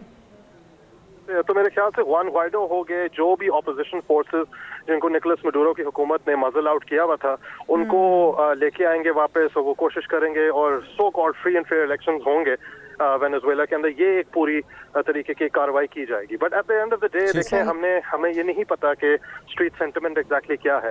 निकोलस मडूरो के सपोर्टर्स भी हैं वेनेजुएला के अंदर। Thank you so much Murtaza साहब, वक्त की कमी है, हम इस पे मजीद बात करना चाहते थे, लेकिन सूरत हाल उम्मीद करते हैं कि आने वाले दिनों में सैनिटी प्रिवेल करे, ये इजारादारी वाला सिलसिला बंद होना चाहिए। 2026 का आगाज़ हुआ है और इस वक्त सभी चाहते हैं कि चमकती हुई साफ और बेदाग जिल्द हो और खूबसूरती बेतहाशा हो, और अब ट्रेंड भी चल रहा है कि कोरियन स्किन हो, तो कोरियन ग्लास स्किन कैसे मुमकिन है, और या इस वक्त तो हॉट टॉपिक बन चुका है, लेकिन कोरियन ग्लास स्किन क्या मुमकिन भी है या नहीं, क्या फेशियल्स करवाने चाहिए, कौन सी ट्रीटमेंट्स करवानी चाहिए।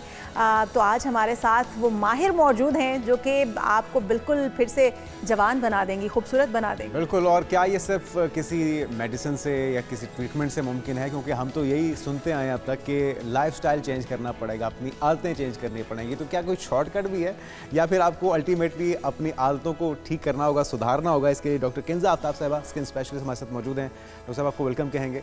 और वैसे तो अगर किसी के अंदर खुद वो सलाहियत हो ना, तो फिर ज़्यादा यकीन भी होता है। तो आपकी माशाल्लाह जिस तरह की स्किन है, तो आपकी बात पे लोग यकीन भी कर लेते होंगे, लेकिन बात फिर वही है, क्या किसी सिर्फ ट्रीटमेंट से काम चल जाएगा या अपने लाइफस्टाइल को भी चेंज करना होगा, आदतों को, डाइट को, हैबिट्स को? जी बिल्कुल, देखिए लाइफस्टाइल तो एक बेसिक है, फाउंडेशंस होती है ना कुछ, जिस पे आपने इमारत बनानी होती है, बिल्डिंग करनी होती है, तो लाइफस्टाइल तो बेसिक रहेगा, वो फाउंडेशन है, उसमें आपकी एक्सरसाइज, आपकी क्लीन ईटिंग हैबिट्स, ये तो बहुत फाउंडेशनल चीज़ है।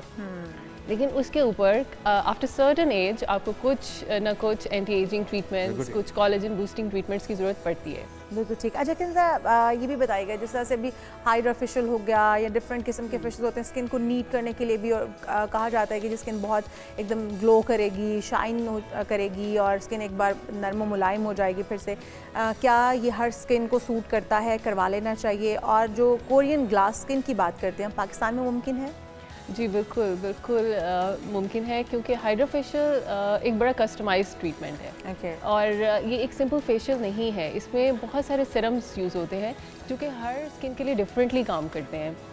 देखें, अगर एक्नी प्रोन स्किन होगी तो हम ज़्यादा salicylic acid and lactic acid serums use करेंगे। अगर किसी की बहुत ड्राई स्किन है तो हम हाइलुरोनिक एसिड सीरम्स यूज़ करेंगे, और ये बहुत डाइल्यूटेड सीरम्स होते हैं जो सक्शन के साथ काम करते हैं और स्किन की बहुत सारी डिजीज़ को भी अंडर कंट्रोल करते हैं, और ये कि आपकी महीने बाद एक अच्छी डीप क्लेंजिंग हो जाती है।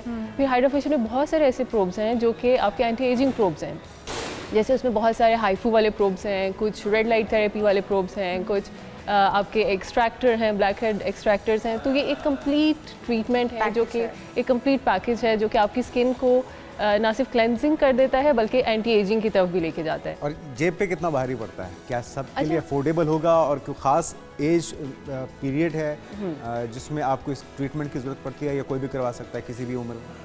जी बिल्कुल, आफ्टर 18 ईयर्स कोई भी करा सकता है, ख़ासतौर पे ऐसी बच्चियां जिनको एडोलेसेंस एक्नी होती है और वो टैबलेट्स का इस्तेमाल नहीं करना चाहते या दवाइयाँ नहीं खाना चाहते। तो अक्सर हमने ये देखा है कि जैसे ही हम हाइड्रा फेशियल करते हैं तो उनकी एक्नी सेटल होना शुरू हो जाती है, क्योंकि पोर्स जो हैं वो अनक्लॉग होना शुरू हो जाते हैं, क्लेंजिंग हो जाती है, और इसी तरह 40-50 ईयर्स तक इवन आपके एंटी एजिंग प्रोब्स जो हैं वो हेल्प कर रहे होते हैं। तो हाइड्रा फेशियल मैं समझती हूँ एक बेसिक प्रोसीजर है और बहुत जेब पे भारी पड़ने वाला प्रोसीजर भी नहीं है।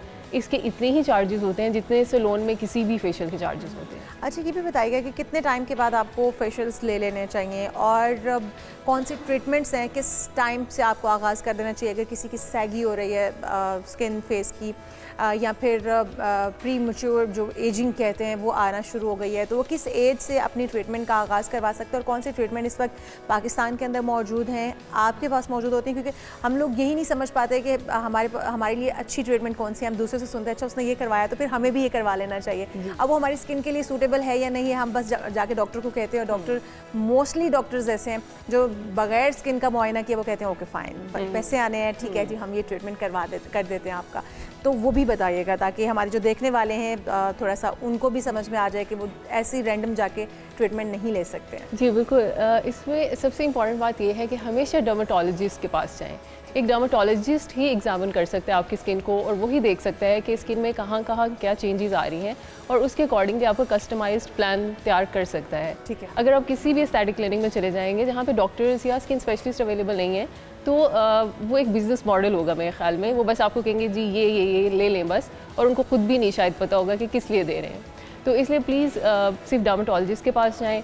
और दूसरा देखिए मैं इनको डिवाइड करती हूँ प्रोसीजर्स को 2 डिफरेंट कैटेगरीज़ में। एक जैसे अभी हमने हाइड्रोफेशियल की बात की, हाइड्रोफेशियल एक क्लेंजिंग है जो कि हमें मंथली रिक्वायर्ड है। ठीक है।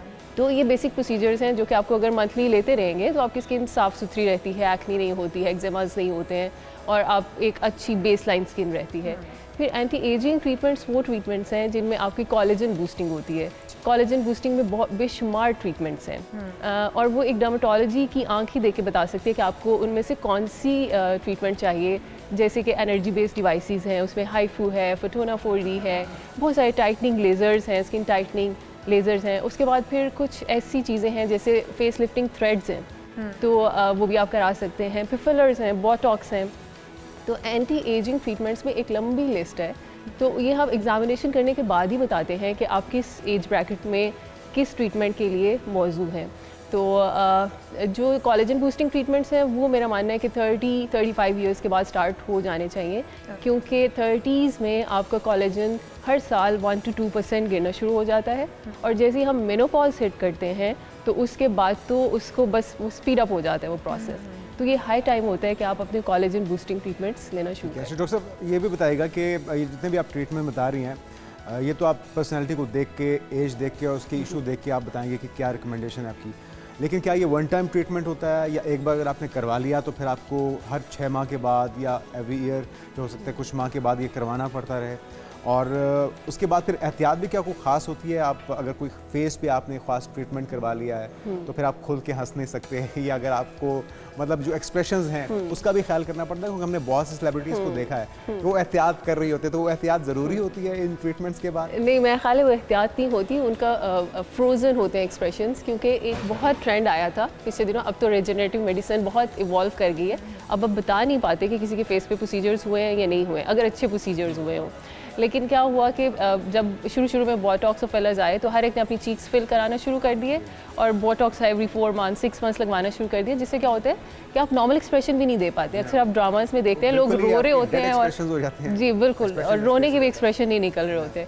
तो ये फ्रोज़न होते हैं, फोरहेड फ्रोज़न हो चुका होता है because of multiple Botox, high dose of Botox, तो आपको एक्सप्रेशंस नज़र ही नहीं आते हैं। तो अब बड़े ही स्मार्ट तरीके से बोटॉक्स किया जाता है कि आपके एक्सप्रेशंस भी रहें और थोड़े से एक्सप्रेशन लाइन सॉफ्ट भी हो जाएं। और जैसे मैंने आपको बताया कि हम कोलेजन बूस्टिंग पे ज़्यादा काम करते हैं आजकल कि स्किन की क्वालिटी को लंबे अरसे तक मेंटेन रखा जाए, ना कि आप फिलअप करते जाएं और कुछ और बन जाए। हम ये चाहते हैं कि आप खुद ही लगें लेकिन आपकी स्किन क्वालिटी अच्छी होती रहे वक्त के साथ साथ। अच्छा डॉक्टर किन साहब, हम लोग ये बार ये सुन चुके हैं एक्सोसोम अगर आप करवाते हैं तो वो आपकी स्किन को बहुत ही फ्रेश और बिल्कुल बेबी स्किन कर देते हैं। तो एक तो ये बताइएगा कि स्किन अगर ख़राब हो चुकी है किसी की बहुत ज़्यादा तो एजिंग भी हो चुकी है तो वो क्या दोबारा से बेबी स्किन ले सकता है वापस या कोरियन ग्लास स्किन ले सकता है? और कितना मुश्किल टास्क है क्योंकि कुछ डॉक्टर्स ये भी कहते हैं कि भाई एक बार स्किन अगर ख़राब हो गई तो फिर वो वापस तो वो वाली बेबी स्किन तो नहीं मिल पाती है। लेकिन अब एक्सोसोम के बाद से डॉक्टर्स ये क्लेम करते हैं कि आपकी स्किन दोबारा बेबी स्किन हो सकती है, कोरियन ग्लास स्किन हो सकती है। बताइए। जी बिल्कुल, बहुत सारे प्रोसीजर्स कंबाइन करने पड़ते हैं लेकिन मैं हमेशा ये कहती हूँ कि अर्लियर द बेटर। कुछ लोग इंतज़ार करते हैं कि हम 40 के हो जाएं, हम 50 के हो जाएं, फिर हम स्टार्ट करेंगे एंटी एजिंग ट्रीटमेंट्स। तो सेम गोज़ फॉर एक्सोसोम्स। अगर जैसे किसी को एक्ने स्कारिंग हो गई है, अब एक्ने स्कारिंग होती है आपके अर्ली 20s में जब आपको बहुत ज़्यादा एक्ने होती है, 18-19 ईयर्स में स्टार्ट हो जाती है। उस वक्त आपकी कोलेजन बिल्डिंग मशीनरी इतनी ज़्यादा स्ट्रॉन्ग है कि आप हल्की सी माइक्रो नीडलिंग भी करा लेंगे ना तो आप शायद 100% करेक्ट हो जाएं। लेकिन लोग इंतज़ार करते रहते हैं कि अभी नहीं बाद में।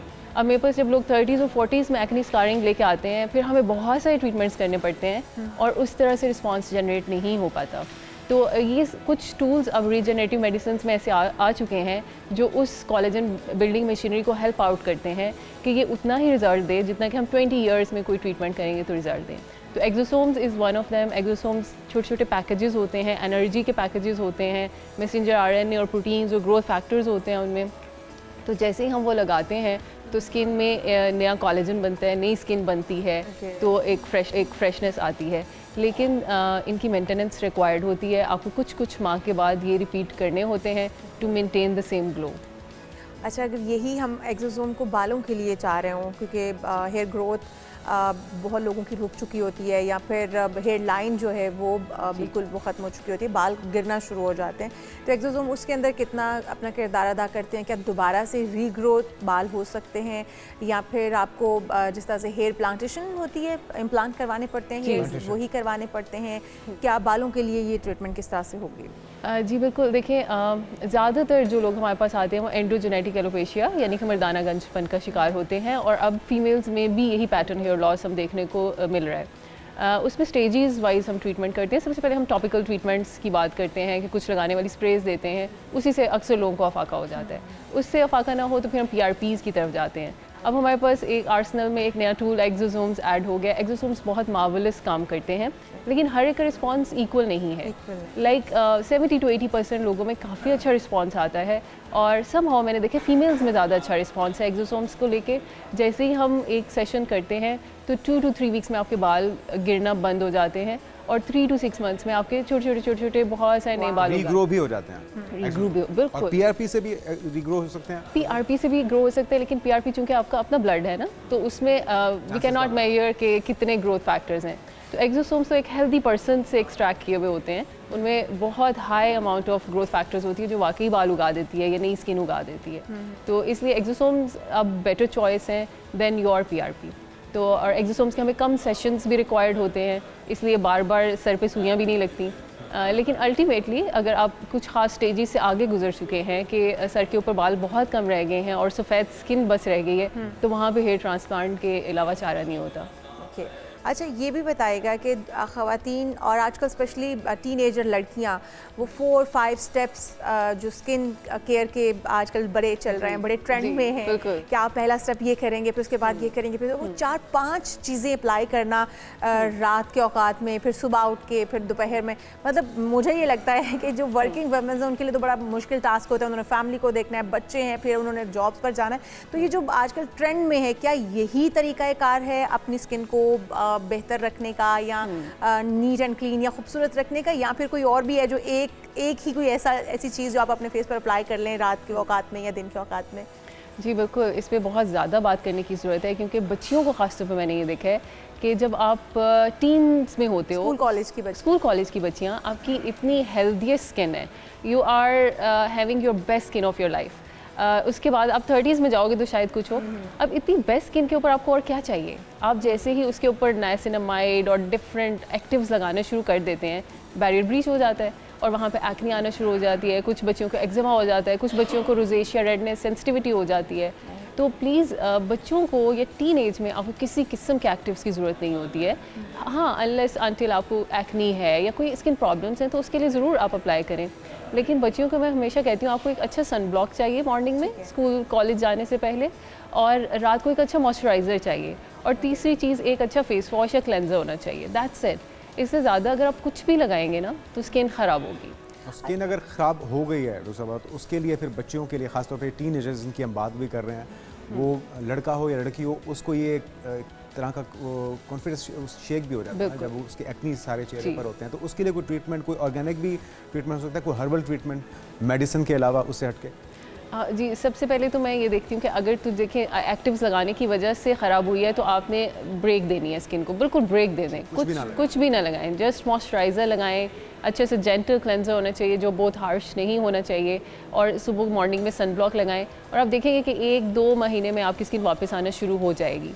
लेकिन जो रेजिडुअल साइड इफ़ेक्ट्स रह जाते हैं उनको ट्रीटमेंट से ही ठीक किया जा सकता है। उसके लिए कोई हर्बल या घरेलू टोटके इस्तेमाल नहीं होते। वो उल्टा जैसे आप घर में देखते हैं लेमन लगा रहे हैं फेस, लोग फेस पे लेमन लगाते हैं, तो वो एक एसिड है, वो एक ऑर्गेनिक एसिड है। आपको नहीं पता वो कितना डीप जाएगा, स्किन को कैसे इरिटेट कर देगा। ऑलरेडी स्किन आपकी सेंसिटिव हुई है, उसको बिल्कुल, तो वो डैमेज करेगा। तो बिल्कुल herbal medicine is not my speciality, work करती होगी, लेकिन घरेलू टोटकों से थोड़ा सा जब सेंसिटिविटी हो ख़ास तौर पे तो थोड़ा सा परहेज़ करें। अच्छा, जाते जाते एक और क्वेश्चन है। आयज़ा खान ने अभी कुछ टाइम पहले अपनी फेस पे कुछ ट्रीटमेंट्स करवाए हैं, जो कि जब वो बाहर थी, यूरोप थी, और उसके बाद वो माइकल जैक्सन जैसे लोग तशबीह देने लगे कि वो माइकल जैक्सन लगने लग गए, क्योंकि उनके जो शार्प है फीचर्स पहले बहुत शार्प थे, लेकिन उसके बाद जॉ लाइन और जो ये चिक्स बॉन्ड चिक्स है ये बहुत शार्प हो गई, जिसके बाद उनके फीचर्स जो थोड़े माइकल जैक्सन के साथ रिलेट करने लगे लोग। तो ये क्या प्लास्टिक सर्जरीज हैं या फिर जिस तरह से बोटॉक्स और फिलर्स आप बता रही हैं कि होते हैं कुछ ऐसे भी, ये वो बोटॉक्स और फिलर्स हैं, क्या कहेंगे इस ट्रीटमेंट? जी बिल्कुल, मेरा ख्याल है कि ये इंजेक्टेबल्स ही हैं, क्योंकि सर्जरी की आयज़ा को बिल्कुल भी ज़रूरत नहीं थी। उन्होंने हल्की सी ट्विकिंग कराई है, उन्होंने कुछ फिलर्स लगवाए हैं कुछ एरियाज़ में, जॉ लाइन में और चीक्स में थोड़े से। अगर आप पिक्चर सामने भी आ रही है, आप देखें तो एक वाज़ेह फ़र्क नज़र आता है। जी बिल्कुल, ये बिल्कुल फिलर से मुमकिन होता है, क्योंकि फिलर से हम प्रोफाइलिंग करते हैं, तो कुछ प्रोपोर्शंस होती हैं फेस की, उनको करेक्ट करने की कोशिश की जाती है, लेकिन मेरा ख्याल है कि जो प्रोपोर्शन आपको अल्लाह ने दी होती है ना, वही बेहतरीन होती हैं। तो ये इनको बस फिलर लगाए गए हैं सर्टन पॉइंट्स पे, और साथ पे इन्होंने बोटॉक्स कराया है अपर फेस का, जिससे थोड़ा सा आईब्रोज भी इनके लिफ्ट हुए हैं, और मे बी आईब्रो लिफ्ट के लिए इनकी शायद लिफ्टिंग थ्रेड्स भी हुए हों। तो ये नॉन इन्वेजिव ही प्रोसीजर्स इनको माना जाता है, इंजेक्टेबल प्रोसीजर्स होते हैं, उन्हीं से इतना डिफरेंस क्रिएट किया जा सकता है। डॉक्टर साहब, अगर इस तरह का कोई गलत एक्सपेरिमेंट हो जाए, उसको रिवर्स किया जा सकता है? आपके जी पास बिल्कुल, कोई ऐसी एक्सपर्टीज जी है? बिल्कुल किया जा सकता है, क्योंकि फिलर डिज़ोल्वर्स होते हैं हमारे पास, और अगर किसी को पसंद नहीं आते अपने लगे हुए फिलर्स, तो वो डिज़ोल्व हो जाते हैं।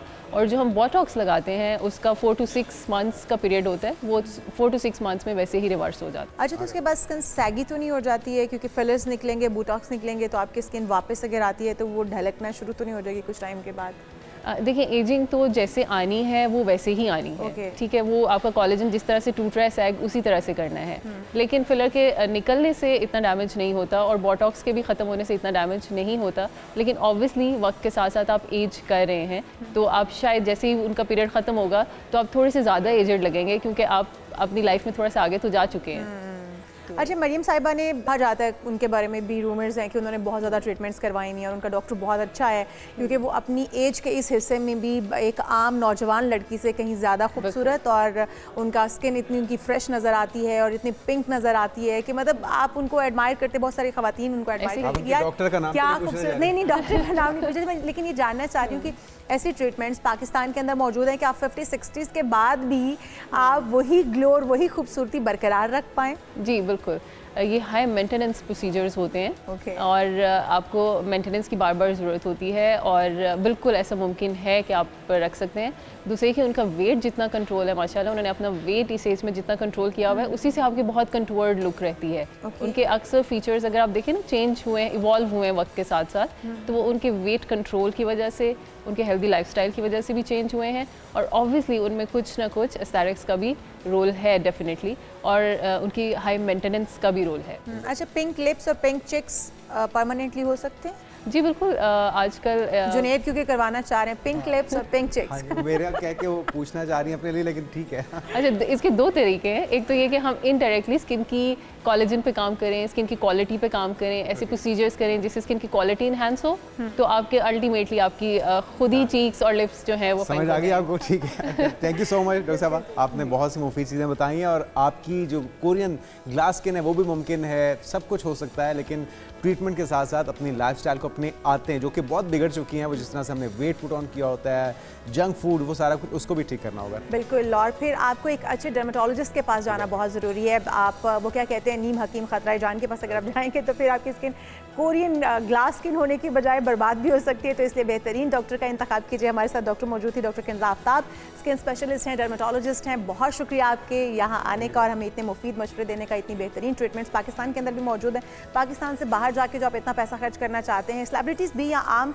आवाम भी वो पाकिस्तान के अंदर रहकर अब उन तमाम ट्रीटमेंट से मुस्तफ़िद हो सकते हैं। नया साल है 2026 का, नई एनर्जीज, नई उमंगों और नई उम्मीदों के साथ साल का आगाज़ तो हो चुका, लेकिन ये साथ साथ जाना बड़ा ज़रूरी है कि हमारे हफ्ते कैसे गुजरने वाले हैं। और ये हफ्ता खास तौर पर बिल्कुल ऐसे ही है, और ये सिर्फ तारीख का नया हिस्सा नहीं है बल्कि बेशुमार सवालात, उम्मीदें, खदशात भी लेकर अपने साथ आया है कि हर इंसान ये जानना चाहता है कि आने वाला जो वक्त होगा उसके लिए आसानी लेकर आएगा या फिर पिछले साल की जो आजमाइशें थी, जो इम्तिहान थे, वो जूं के तूं रहेंगे। तो सितारों की गर्दिश, सियारों की चाल और बुर्जों के बदलते असरात बताते हैं कि वक्त कभी एक जैसा नहीं रहता। और हमारे रब्बुल ताला ने भी ये फरमाया है कि वक्त बदलता रहता है, लेकिन हमें कोशिश, हिम्मत और जुस्तजू में लगे रहना चाहिए अपने वक्त को बदलने के लिए अगर हम हाथ पे हाथ धर के बैठ जाएंगे ना तो फिर वक्त कभी नहीं बदलेगा, फिर सितारे जो मर्जी कहते रहें। तो आज हम उनसा शाह से जानते हैं, माहिर इल्म नजूम है आप, तो उनसा वेलकम टू शो कहेंगे आपको। 2026 का आगाज़ हो चुका है, सितारे हमारे क्या कहते हैं, किस बुर्ज के लिए नई उम्मीदें, नई उमंगें होंगी और कौन से सितारे परेशान रहेंगे? अस्सलाम वालेकुम, गुड मॉर्निंग। सलाम, गुड मॉर्निंग। देखें, जो नया साल है वो एक न्यू नंबर का साल है, यानी कि 1 नंबर का काउंटिंग जब शुरू होती है तो नंबर 1 से स्टार्ट होती है। तो ये न्यू बिगनिंग का साल है और प्लैनेट सन इसको कहा जाता है, क्योंकि 2 + 2 + 6 इज इक्वल टू नंबर 1 बनता है। तो नंबर 1 की जो एनर्जी है वो सन प्लैनेट को रिप्रेजेंट करती है, और ख़ासकर जो लियो जिनका बुर्ज है, असद जिसको कहा जाता है, उनके लिए ये साल जो है खुशकिस्मती का साल होगा। फिर उसके साथ क्योंकि सन का जो एलिमेंट है वो फायर एलिमेंट है, तो मार्स प्लैनेट जो है वो रिप्रेजेंट करता है, यानी कि स्कॉर्पियो और एरीज के लिए ये साल बहुत अच्छा रहेगा इंशाल्लाह। तो इसी तरीके से एरीज, मार्स और फायर वालों की जो जिनके साथ कंपैटिबिलिटी है वो है एयर साइन, तो एक्वेरियस के लिए बहुत अच्छा रहेगा, फिर लिब्रा के लिए बहुत अच्छा रहेगा, जेमिनाई के लिए ये साल जो है बहुत अच्छा रहेगा, क्योंकि ये साल जो है न्यू बिगनिंग्स लेकर आता है, यानी कि नए काम शुरू होंगे, जिसमें कारोबार, अगर आपकी प्लानिंग काफ़ी अरसे से है कि न्यू बिजनेस स्टार्ट करना है लेकिन नहीं कर पा रहे हैं, तो इस साल आप उस काम की इब्तिदा कर सकते हैं। जॉब के हवाले से अगर कहीं मूव करना चाहते हैं, स्विच करना चाहते हैं जॉब, तो आप इस साल जो है वो डिसीजन ले सकते हैं। और कहीं किसी मुल्क में जाना चाहते हैं, किसी सिटी में अगर आप मूव करना चाहते हैं, तो भी अपनी लाइफ की एक नए सिरे से इब्तिदा कर सकते हैं। इसी तरह रिलेशनशिप या लव लाइफ की बात करें तो उसमें भी एक न्यू बिगनिंग और न्यू स्टार्ट, एक न्यू जर्नी मुझे नज़र आ रहा है सन प्लैनेट की वजह से। फिर ये जो साल है जुपिटर का साल भी है, इसको कहा जाता है एस्ट्रोलॉजिकली, ठीक है। और जुपिटर जो है विजडम का साल होता है, विजडम का प्लैनेट होता है, ब्लेसिंग्स का होता है, स्पिरिचुअलिटी का होता है। तो बहुत सारे लोगों जो लोग रूहानियत से कनेक्ट होंगे, अल्लाह ताला की ज़ात से जिनका कनेक्शन स्ट्रॉन्ग होगा, उन लोगों के लिए ये जो साल है वो काफ़ी बाबरकत होगा, क्योंकि सन और जुपिटर की जो कॉम्बिनेशन है वो बेस्ट रहेगा। बिल्कुल सही है। अच्छा, अमन के हवाले से कैसा साल दिखाई देता है, क्योंकि बहुत से हम देख रहे हैं कि जंगें शुरू हो रही हैं, बहुत से ममालिक के दरमियान तनाव की सी सूरत हाल है। पाकिस्तान इस रीजन के लिए और ओवरऑल पूरी दुनिया के लिए ये साल जंगों के हवाले से, अमन के हवाले से क्या इशारे दे रहा है? देखिए, सन प्लैनेट जो है वो रिप्रेजेंट करता है पीस और हार्मनी को, ठीक है। और यहाँ पे टैरो कार्ड्स पीस और हार्मनी तो रहेगा, लेकिन यहाँ पे जो टैरो कार्ड्स के मुताबिक व्हील ऑफ फॉर्चून का कार्ड है, यानी कि अप्स एंड डाउन्स रहेंगे, कुछ नेगेटिविटीज होंगी।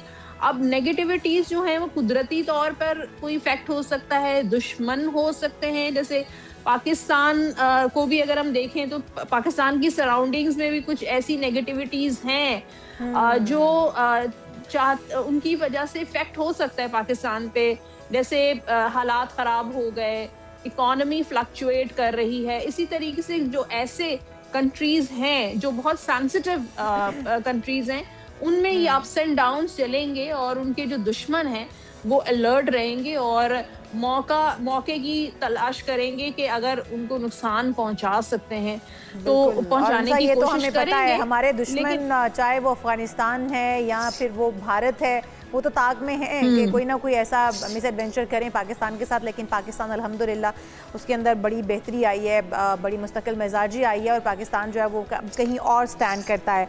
अगर हम 2026 को ओवरऑल शादी के लिए देखें, मोहब्बत या इज़्दिवाजी ज़िंदगी के लिए देखें, तो किन सितारों के लिए ये साल बहुत अच्छा रहेगा? क्योंकि पाकिस्तान के अंदर जो शरह तलाक है वो बहुत ज़्यादा बढ़ गई है, रिश्ते बहुत ज़्यादा टूट रहे हैं, उस हवाले से भी बताइएगा। ठीक है, अब बस मैं थोड़ा सा इसको कंटिन्यू करूंगी। जैसे कि आपने कहा कि बहुत सारे दुश्मन हैं, लेकिन ये कार्ड जो मैंने आपको बताया व्हील ऑफ फॉर्चून, के हमेशा पाकिस्तान की बचत हो जाती है।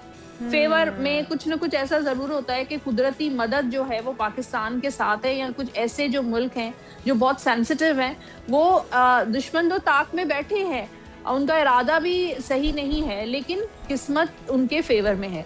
अब जहाँ तक शादी की बात आप कर रही हैं, रिलेशनशिप और डिवोर्स इश्यूज जो हैं वो बढ़ते हुए नजर आ रहे हैं, इंक्रीज नजर आ रहे हैं कि डिवोर्स इश्यूज बढ़ सकते हैं, क्योंकि उसका शादी की भी बात करते हैं, लेकिन इसका रीजन ये है कि मेंटल हेल्थ इश्यूज बहुत ज्यादा इस साल जो है वो मतलब लोग ज्यादा डिप्रेशन और एंजाइटी का शिकार होंगे।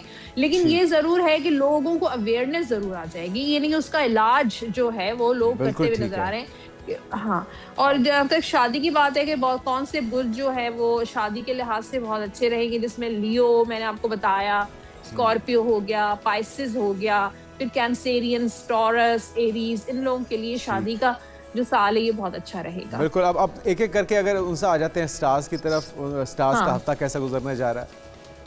ठीक है, एरीज की बात करते हैं। यहाँ पे 9 ऑफ कप्स का कार्ड है, तो ये कार्ड हैप्पीनेस का कार्ड है, खुशियों का कार्ड है। तो ये हफ्ता जो है एरीज वालों के लिए खुशियां लेकर आ रहा है। कोई ऐसी दुआ, कोई ऐसी ख्वाहिश आप बहुत अरसे से मांग रहे हैं या इस हफ्ते मांग रहे हैं, तो वो दुआ आपकी कबूल होगी। शादी के लिहाज से एरीज वालों का ये हफ्ता बहुत अच्छा रहेगा।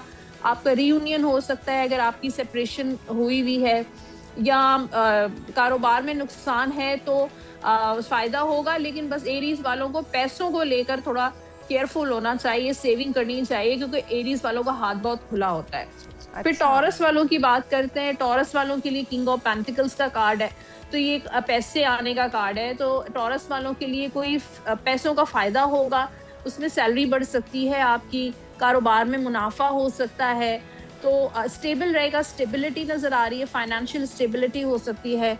कोई ऐसा स्टॉक एक्सचेंज करते हैं, कोई प्रॉपर्टी से रिलेटेड कोई आप इन्वेस्टमेंट या बिजनेस कर रहे हैं, उसमें भी आपको जो है फायदा होगा। शादी के लिहाज से भी टॉरस वालों की मैरिड लाइफ में स्टेबिलिटी नजर आ रही है।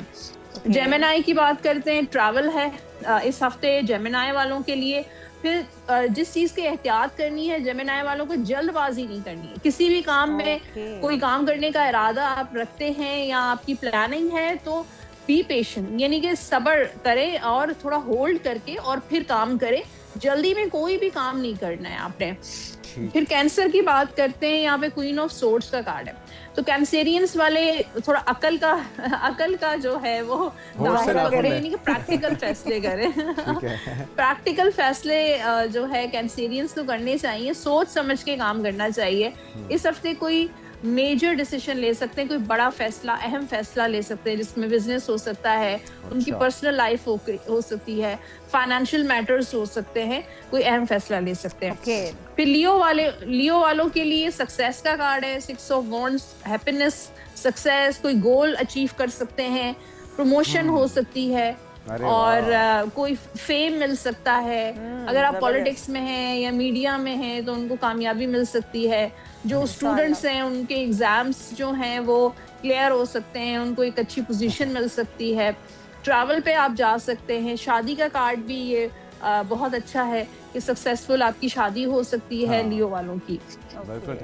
वर्गो की बात करते हैं, हाँ, टेम्परेंस की एनर्जी है, तो ये कार्ड है कि इस हफ्ते आपकी काफ़ी चीज़ों में, यानी सेहत अगर आपकी काफ़ी अरसे से ठीक नहीं है तो हीलिंग होगी। और फाइनेंशियल मैटर्स में अगर आपने कोई लॉस देखा है, कोई नुकसान हुआ है, तो आपको वो चीज़ें बैलेंस होंगी। आपकी लाइफ में बैलेंस नज़र आ रहा है, मैरिड लाइफ में भी बैलेंस नज़र आ रहा है, और आपकी पर्सनैलिटी में भी बैलेंस नज़र आ रहा है कि काफ़ी चीज़ें आप मैनेज कर रहे हैं, कि टाइम मैनेज करना है, टाइम पे ऑफिस जाना है, टाइम पे सुबह उठना है, टाइम पे जो है अपने काम कंप्लीट करने हैं। कुछ ऐसे काम जो आपके इनकम्प्लीट थे वो इस हफ्ते आप कंप्लीट कर सकते हैं। लिब्रा वालों के लिए जो है किंग ऑफ सोर्ड्स का कार्ड है, तो यहाँ पे भी किंग बैठा है, तो ये अथॉरिटिव पोजीशन लिब्रा वालों को मिल सकती है। ये उन लोगों के लिए जो बहुत बड़ी किसी पोजीशन पे हैं, पॉलिटिक्स में है या ब्यूरोक्रेसी में है, या कोई ऐसा बिजनेस अपना इंडिपेंडेंट बिजनेस कर रहे हैं, तो उनको भी कोई अहम फैसला ले सकते हैं। लेकिन बी प्रैक्टिकल, अपने जो प्लान्स हैं या अपने काम जो है प्रैक्टिकली चीज़ों को लेके चले, और जो है इमोशनल होने की ज़रूरत नहीं है। चाहे वो आपकी पर्सनल लाइफ हो, अगर शादी करने का भी आपका इरादा है तो प्रैक्टिकली चीज़ों को देखेंगे क्या चीज़ सही है आपके लिए और क्या चीज़ ठीक नहीं है। फिर स्कॉर्पियो की बात करते हैं। यहाँ पे स्कॉर्पियो वालों के लिए फाइनेंस यानी कि पैसों को लेके आपने बहुत एहतियात करनी है। कोई आपको चीट कर सकता है इस हफ्ते, कोई धोखेबाजी हो सकती है, या दोस्ती में भी धोखेबाजी, या पार्टनरशिप में कोई धोखेबाजी हो सकती है, या किसी के साथ दोस्ती है या कोई रिलेशनशिप चल रहा है, तो सोच समझ के रिलेशनशिप किसी के साथ रखें। ये भी हो सकता है ना कि किसी के साथ धोखेबाजी की हो तो वो वापसी का रिवर्स भी हो सकती है। कारमा भी हो सकता है। कारमा ये पैसों को लेके ना, लेन देन अगर आप किसी के साथ होती है, या कोई कहीं पे कोई प्रॉपर्टी ले रहे हैं, कोई इन्वेस्टमेंट कर रहे हैं, तो बी केयरफुल, एहतियात आपने करनी है। फिर अब बात है सेजिटेरियस की। सेजिटेरियस वालों के लिए अपने जो सीक्रेट्स हैं, अपने जो पर्सनल मामलात हैं, उनको पर्सनल रखें, हर किसी से शेयर मत करें वरना आपको नुकसान होगा। और कोई भी प्लानिंग करना, ट्रैवल करना चाह रहे हैं, शादी करना चाह रहे हैं, या पैसों के मामलात हैं, या जॉब में तरक्की हो रही है, या जो भी आपके प्लानिंग्स हैं, तो अपने हद तक रखें। ज़्यादा लोगों से शेयर करेंगे तो आपका काम जो है वो उसमें रुकावटें आना शुरू हो जाएंगी। तो आप चाहते हैं कि अगर रुकावटें ना आए तो थोड़ा सा अपने आप को लो प्रोफाइल रखें। सोशली अगर आप बहुत ज़्यादा एक्टिव है तो उस चीज़ को थोड़ा सा जो है डीएक्टिव करें। कैप्रिकॉन की बात करते हैं। कैप्रिकॉन वालों के लिए थोड़ी सैड एनर्जी है इस हफ्ते, यानी कि थोड़ा सा हो सकता है ब्रेकअप हो सकता है कैप्रिकॉन वालों का, दोस्ती में कोई सेपरेशन हो सकती है, पैसों में थोड़ा लॉस हो सकता है कैप्रिकॉन वालों का, या सेहत को लेके थोड़ी गड़बड़ नज़र आ रही है, तो अपनी सेहत का बहुत ख्याल रखें। और जो है पर्सनल घर के मामलात में, या घर में अगर आप कोई कीमती चीज़ रखते हैं, या दफ्तर में डॉक्यूमेंट्स हो गए, ज्वेलरी हो गई, कैश हो गया, तो एहतियात से लॉकर में रखें वरना आपको लॉस हो सकता है। एक्वेरियस के लिए बहुत अच्छा कार्ड है, यहाँ पे एम्प्रेस का कार्ड है, तो मुझे लगता है कि ये हफ्ता आप थोड़ा सेल्फ केयर, सेल्फ लव की तरफ, यानी अपनी तरफ तवज्जो दें, अपनी ग्रूमिंग हो गई, अपने आप को टाइम दें, अपनी सेहत और अपना ड्रेसअप और ये सारी चीज़ों को थोड़ा सा केयरफुल देखें, जिम जाएं, एक्टिविटीज़ अपनी जो हॉबीज़ हैं वो कर सकते हैं। फिर ये कार्ड जो है शादी का कार्ड भी है, और औलाद की खुशखबरी भी काफ़ी एक्वेरियस वालों को मिल सकती है। शादी के बहुत अच्छे चांसेस हैं और पैसे आने के भी बहुत अच्छे चांसेस हैं। बिल्कुल ठीक, बहुत शुक्रिया। लास्ट में जी अच्छा लास्ट रह गया। जी बस लास्ट रह गया। मैजिशियन का कार्ड है, और पाइसेस वालों के लिए स्किल्स को अपनी इम्प्रूव करें, और मल्टीपल टास्किंग नज़र आ रहा है। पाइसेस मुख्तलिफ काम कर रहे हैं, एक वक्त में बहुत सारे जिम्मेदारियां निभा रहे हैं और बहुत अच्छे तरीके से निभा रहे हैं, और घर के भी काम कर रहे हैं, अपना बिजनेस भी चला रहे हैं, अपने ऑफिस को भी देख रहे हैं, बच्चों को भी देख रहे हैं। तो ये जो हफ्ता जो है काफ़ी एक्टिव रहेगा और काफ़ी मसरूफ रहेगा पाइसेस के लिए।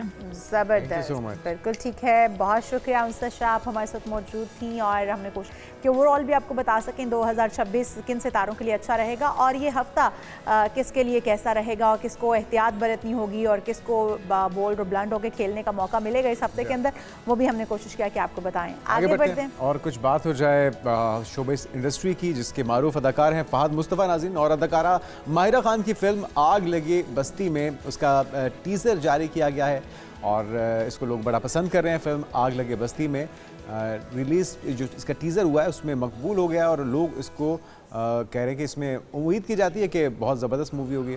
बिल्कुल जी, और इसके अंदर ताबिश हाशमी पहली बार नज़र आए हैं मूवी के अंदर जनाब, और ताबिश हाशमी मुनफरिद ज़बरदस्त अंदाज में इसके अंदर नज़र आ रहे हैं पहली बार वो बड़ी स्क्रीन पर।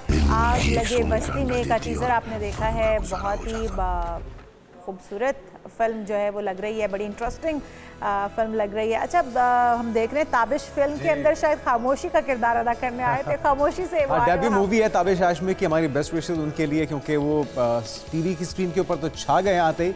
उम्मीद करते हैं इस तरह से सिल्वर स्क्रीन के ऊपर भी अपना जो अदाकारी है उसके जौहर दिखाएंगे लोग। लेकिन जुनैद, एक बात हमें समझ आ गई है कि हमारे पास हीरोइन पाकिस्तान के अंदर एक ही है और वो है माहिरा खान, क्योंकि आपको हर मूवी के अंदर माहिरा खान जरूर नजर। लेकिन हम पहले ये भी समझते थे कि हमारे पास हीरो भी एक ही है, हुमायूं सईद। तो आपको अंदाजा हो गया होगा कि हीरो में इजाफा हो रहा, तो उम्मीद करते हैं कि हीरोइंस भी बढ़ जाएंगी। और आपको बताएं कि पाकिस्तान पीपल्स पार्टी के बानी और साबिक वज़ीर-ए-आज़म जुल्फ़िकार अली भुट्टो का 98वां यौम पैदाइश आज मनाया जा रहा है। और पाकिस्तान पीपल्स पार्टी के बानी जुल्फ़िकार अली भुट्टो ने 5 जनवरी 1928 को लाड़काना में आंख खोली थी। उसके बाद फिर पाकिस्तान की सियासत पर अपना असर रसूख दिखाया।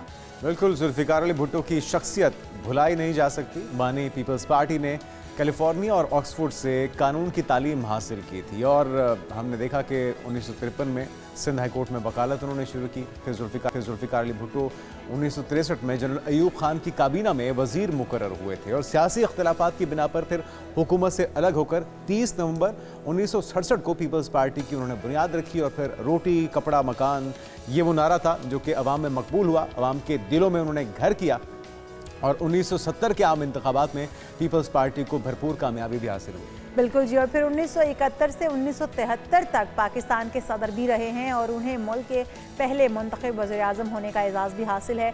तो जो उनका नारा था रोटी कपड़ा मकान, आज भी वो लोगों में उतना ही मकबूल है पीपल्स पार्टी का, बल्कि मंशूर भी यही है और जिसके ऊपर पीपल्स पार्टी हमेशा वहाँ के अवाम से वोट भी लेती आई है। मौक़िफ़ अपनाया गया जुल्फ़िकार अली भुट्टो की तरफ से, उसे पूरी दुनिया की तरफ से यकीनी तौर पे एक सरप्राइज़ भी था उनके लिए। क्योंकि पाकिस्तान को बहुत सी सख्तियाँ भी बर्दाश्त करना पड़ी, लेकिन इसके बावजूद पाकिस्तान उस वक्त एक उभरती हुई रियासत के तौर पे दुनिया भर के सामने आया। और भुट्टो ने मुल्क को मुतफ़िका आइन जो दिया, ये आज भी पीपल्स पार्टी क्रेडिट में जाता है और उसको वो अपना एक कारनामा क्लेम करते हैं। बिल्कुल जी। और हम देखें तो आज भी भुट्टो जिंदा है का नारा जो है ना वो बहुत सारे लोगों की ज़बान पर रहता है। हम आगे बढ़ेंगे और अब भी बात करेंगे पाकिस्तान का नाम आलमी फाइटिंग स्टेज पर रोशन करने वाली बुशरा अख्तर के बारे में, जो कि एक नुमाया नाम बनकर सामने आई हैं। बुशरा अख्तर ने 2019 में ईरान से किक बॉक्सिंग गोल्ड, फिर 2022 में बांग्लादेश से किक बॉक्सिंग गोल्ड जीता, जबकि मुल्क के अंदर रहकर उन्होंने 2023 और फिर 2024 की 2 मरतबा की national kick boxing championship gold medalist भी रही हैं। बिल्कुल, और हमारे साथ मौजूद हैं बुशरा अख्तर भी किक बॉक्सिंग चैंपियन हैं और उनके कोच, उनके मेंटोर मुदस्सिर भी हमारे साथ मौजूद हैं। आप दोनों को वेलकम कहते हैं। और ये जो एक ज़बरदस्त किस्म का आप दोनों का कॉम्बिनेशन है, क्या यही बुनियाद है इस कामयाबी की कि एक के बाद एक गोल्ड पाकिस्तान के हिस्से में आ रहा है? आगाज़ पहले मुदस्सिर आपसे कर लेते हैं कि इस हीरे को आपने कैसे तराशा और कितनी मेहनत करना पड़ी, पोटेंशियल कितना था और हमारी बच्चियों के अंदर टैलेंट कितना है, इस जैसी और कितनी बुशरा हैं जिनको अगर निखारा जाए तो इतने और गोल्ड भी आ सकते हैं पाकिस्तान में? मुदस्सिर। जी sir, thank you so much. First of all मैं आप लोगों का बहुत शुक्रगुजार हूँ कि आप लोगों ने वक्त दिए। और अगर देखा जाए बच्चियों के अंदर ये पोटेंशियल आना और यही चीज़ें जो है अगर इसको देखा जाए तो मेरे लिए जो बुशरा अख्तर है ये समझो कि एक लकी, मतलब मैं इनको ये कह सकूँगा, जो फर्स्ट टाइम ये मेरे पास आई थी 2019 में, तो ये बेसिकली वैसे मेरे पास जिमनास्टिक सीखने के लिए आई थी। पर अच्छा। जब इनको मैंने बॉडी लैंग्वेज देखा, अरे वाह, तो उसके अंदर जो मैंने चीज़ें देखी कि ये एक अच्छे फाइटर बन सकती है, तो फिर इनके फैमिली से मैंने बात की है, इनको मैंने बताया, इनके सिस्टर को फिर मैंने बताया कि मैं जिमनास्टिक तो कराऊंगा पर साथ साथ मैं चाहूँगा कि ये एक पाकिस्तान का नाम किक बॉक्सिंग के थ्रू, बॉक्सिंग के थ्रू, MMA के थ्रू रोशन कर सके। तो फिर उन्होंने मुझे ये बताया, कह रहे कि सर आप बेहतर समझते हैं कि आप इनको किस वे में लेकर जा सकते हैं और किस तरीके से ये आगे डेवलप कर सकती है और सर्वाइव कर सकती है।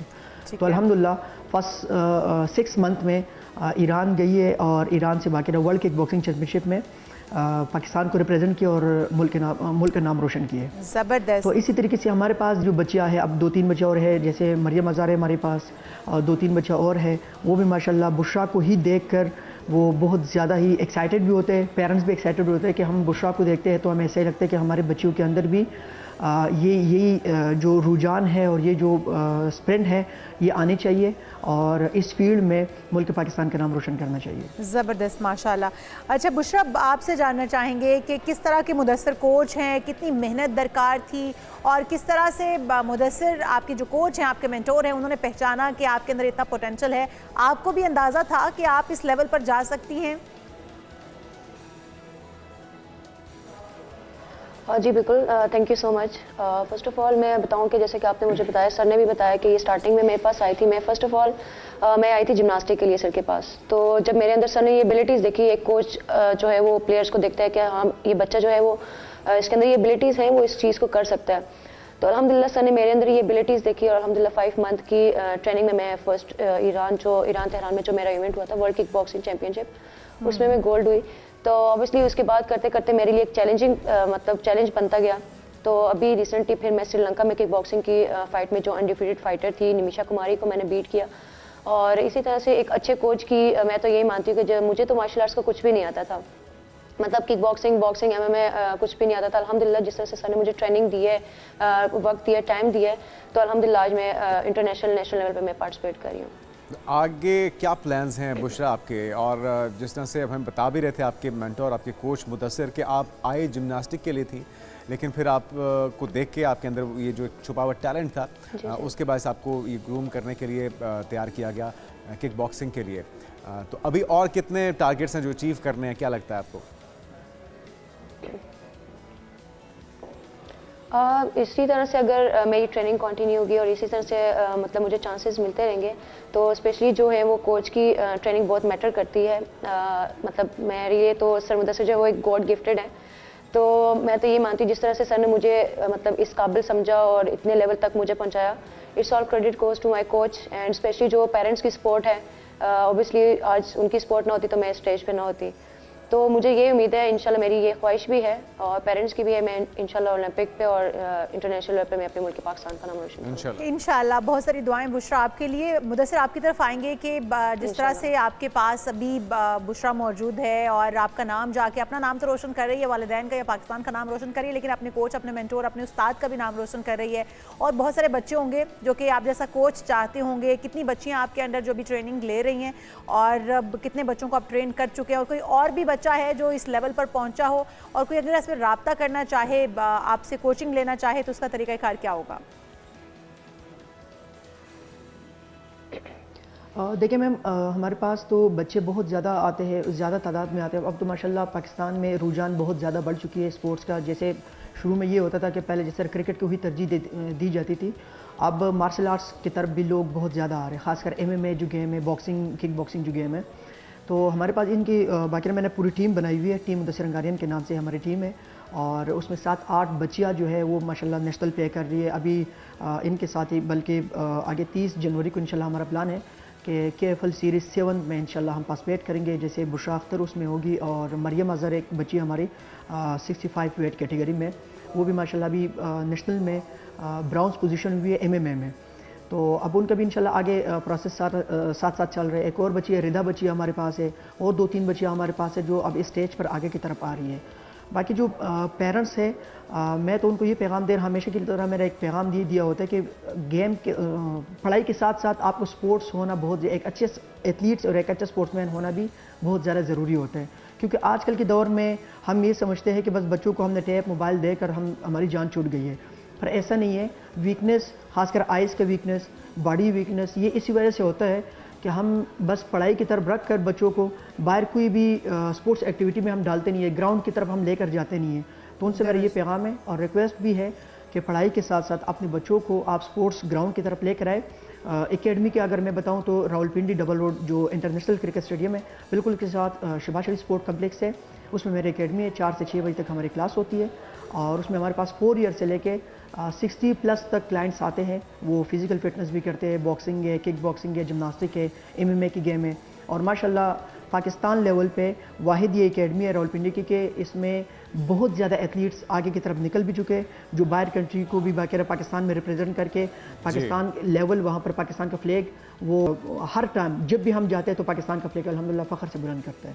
इंशाल्लाह बहुत ढेरों शुक्रिया। मुबारकबाद एक बार फिर से, और आपके लिए बेस्ट विशेस, ढेरों दुआएं, इसी तरह से जम के खेलते रहिए, पाकिस्तान का नाम रोशन करते रहिए। हमारे साथ मौजूद थे नाज़रीन कोच मेंटोर बुशरा अख्तर के मुदस्सिर और किक बॉक्सिंग चैंपियन खुद बुशरा अख्तर, जो कि अब तक बेशुमार गोल्ड मेडल अपने नाम कर चुकी हैं और बहुत से अहदाफ हैं जो कि उन्होंने हासिल करने हैं। बिल्कुल जी, हमारी तरफ से बहुत सारी दुआएं इनके लिए। अब आगे बढ़ते हैं और आपको बताएं कि डेनमार्क दुनिया का पहला मुल्क बन गया है जहां खत और खिताबत में गैर मामूली कमी के बायस सरकारी डाक सर्विस मुकम्मल तौर पर बंद कर दी गई है। जनाब, पाकिस्तान में भी ऐसे ऑलमोस्ट बंद है, लेकिन फिर भी थोड़ी बहुत पैरेलल चलती रहती है, लेकिन यहाँ पर मुकम्मल तौर पर बताया जा रहा है कि बंद कर दिया गया है। और वो कहते हैं कि जी ये पुराना तरीका हो गया है, ये जदीद डिजिटल दौर के अंदर इस सर्विस को पुराना और गैर मौसर समझा जाने लगा था। पोस्ट बॉक्सेस 200 पाउंड में फ़रोख्त और चंद आने वाली नस्लों के लिए अजायब घरों में इसे महफूज कर लिया गया है सुवेनियर्स के तौर पे, और अजायब घर में सिर्फ अब ये दिखाया जाएगा कि जी माजी में इस तरह से ख़त किताबत होती थी। लेकिन आप अगर बाहर विज़िट करें तो आपको पता चलता है कि मुख्तलिफ़ जगहों पर इस तरह के पोस्ट बॉक्स मिलते हैं जहाँ पर लोग अपने ख़त डाला करते थे या अपने ख़त रिसीव किया करते थे, और हर घर के बाहर भी इस तरह का एक पोस्ट बॉक्स लगा होता था जहाँ पर ख़त किताबत जो है वो होती थी, और वहाँ पर आके ख़त आपका डाल दिया जाता था या वहाँ से आप अपना ख़त जो भेजना होता था वो डालते थे। बहरहाल जी, अब यहाँ पर सरकारी तौर पर इसको ख़त्म कर दिया गया।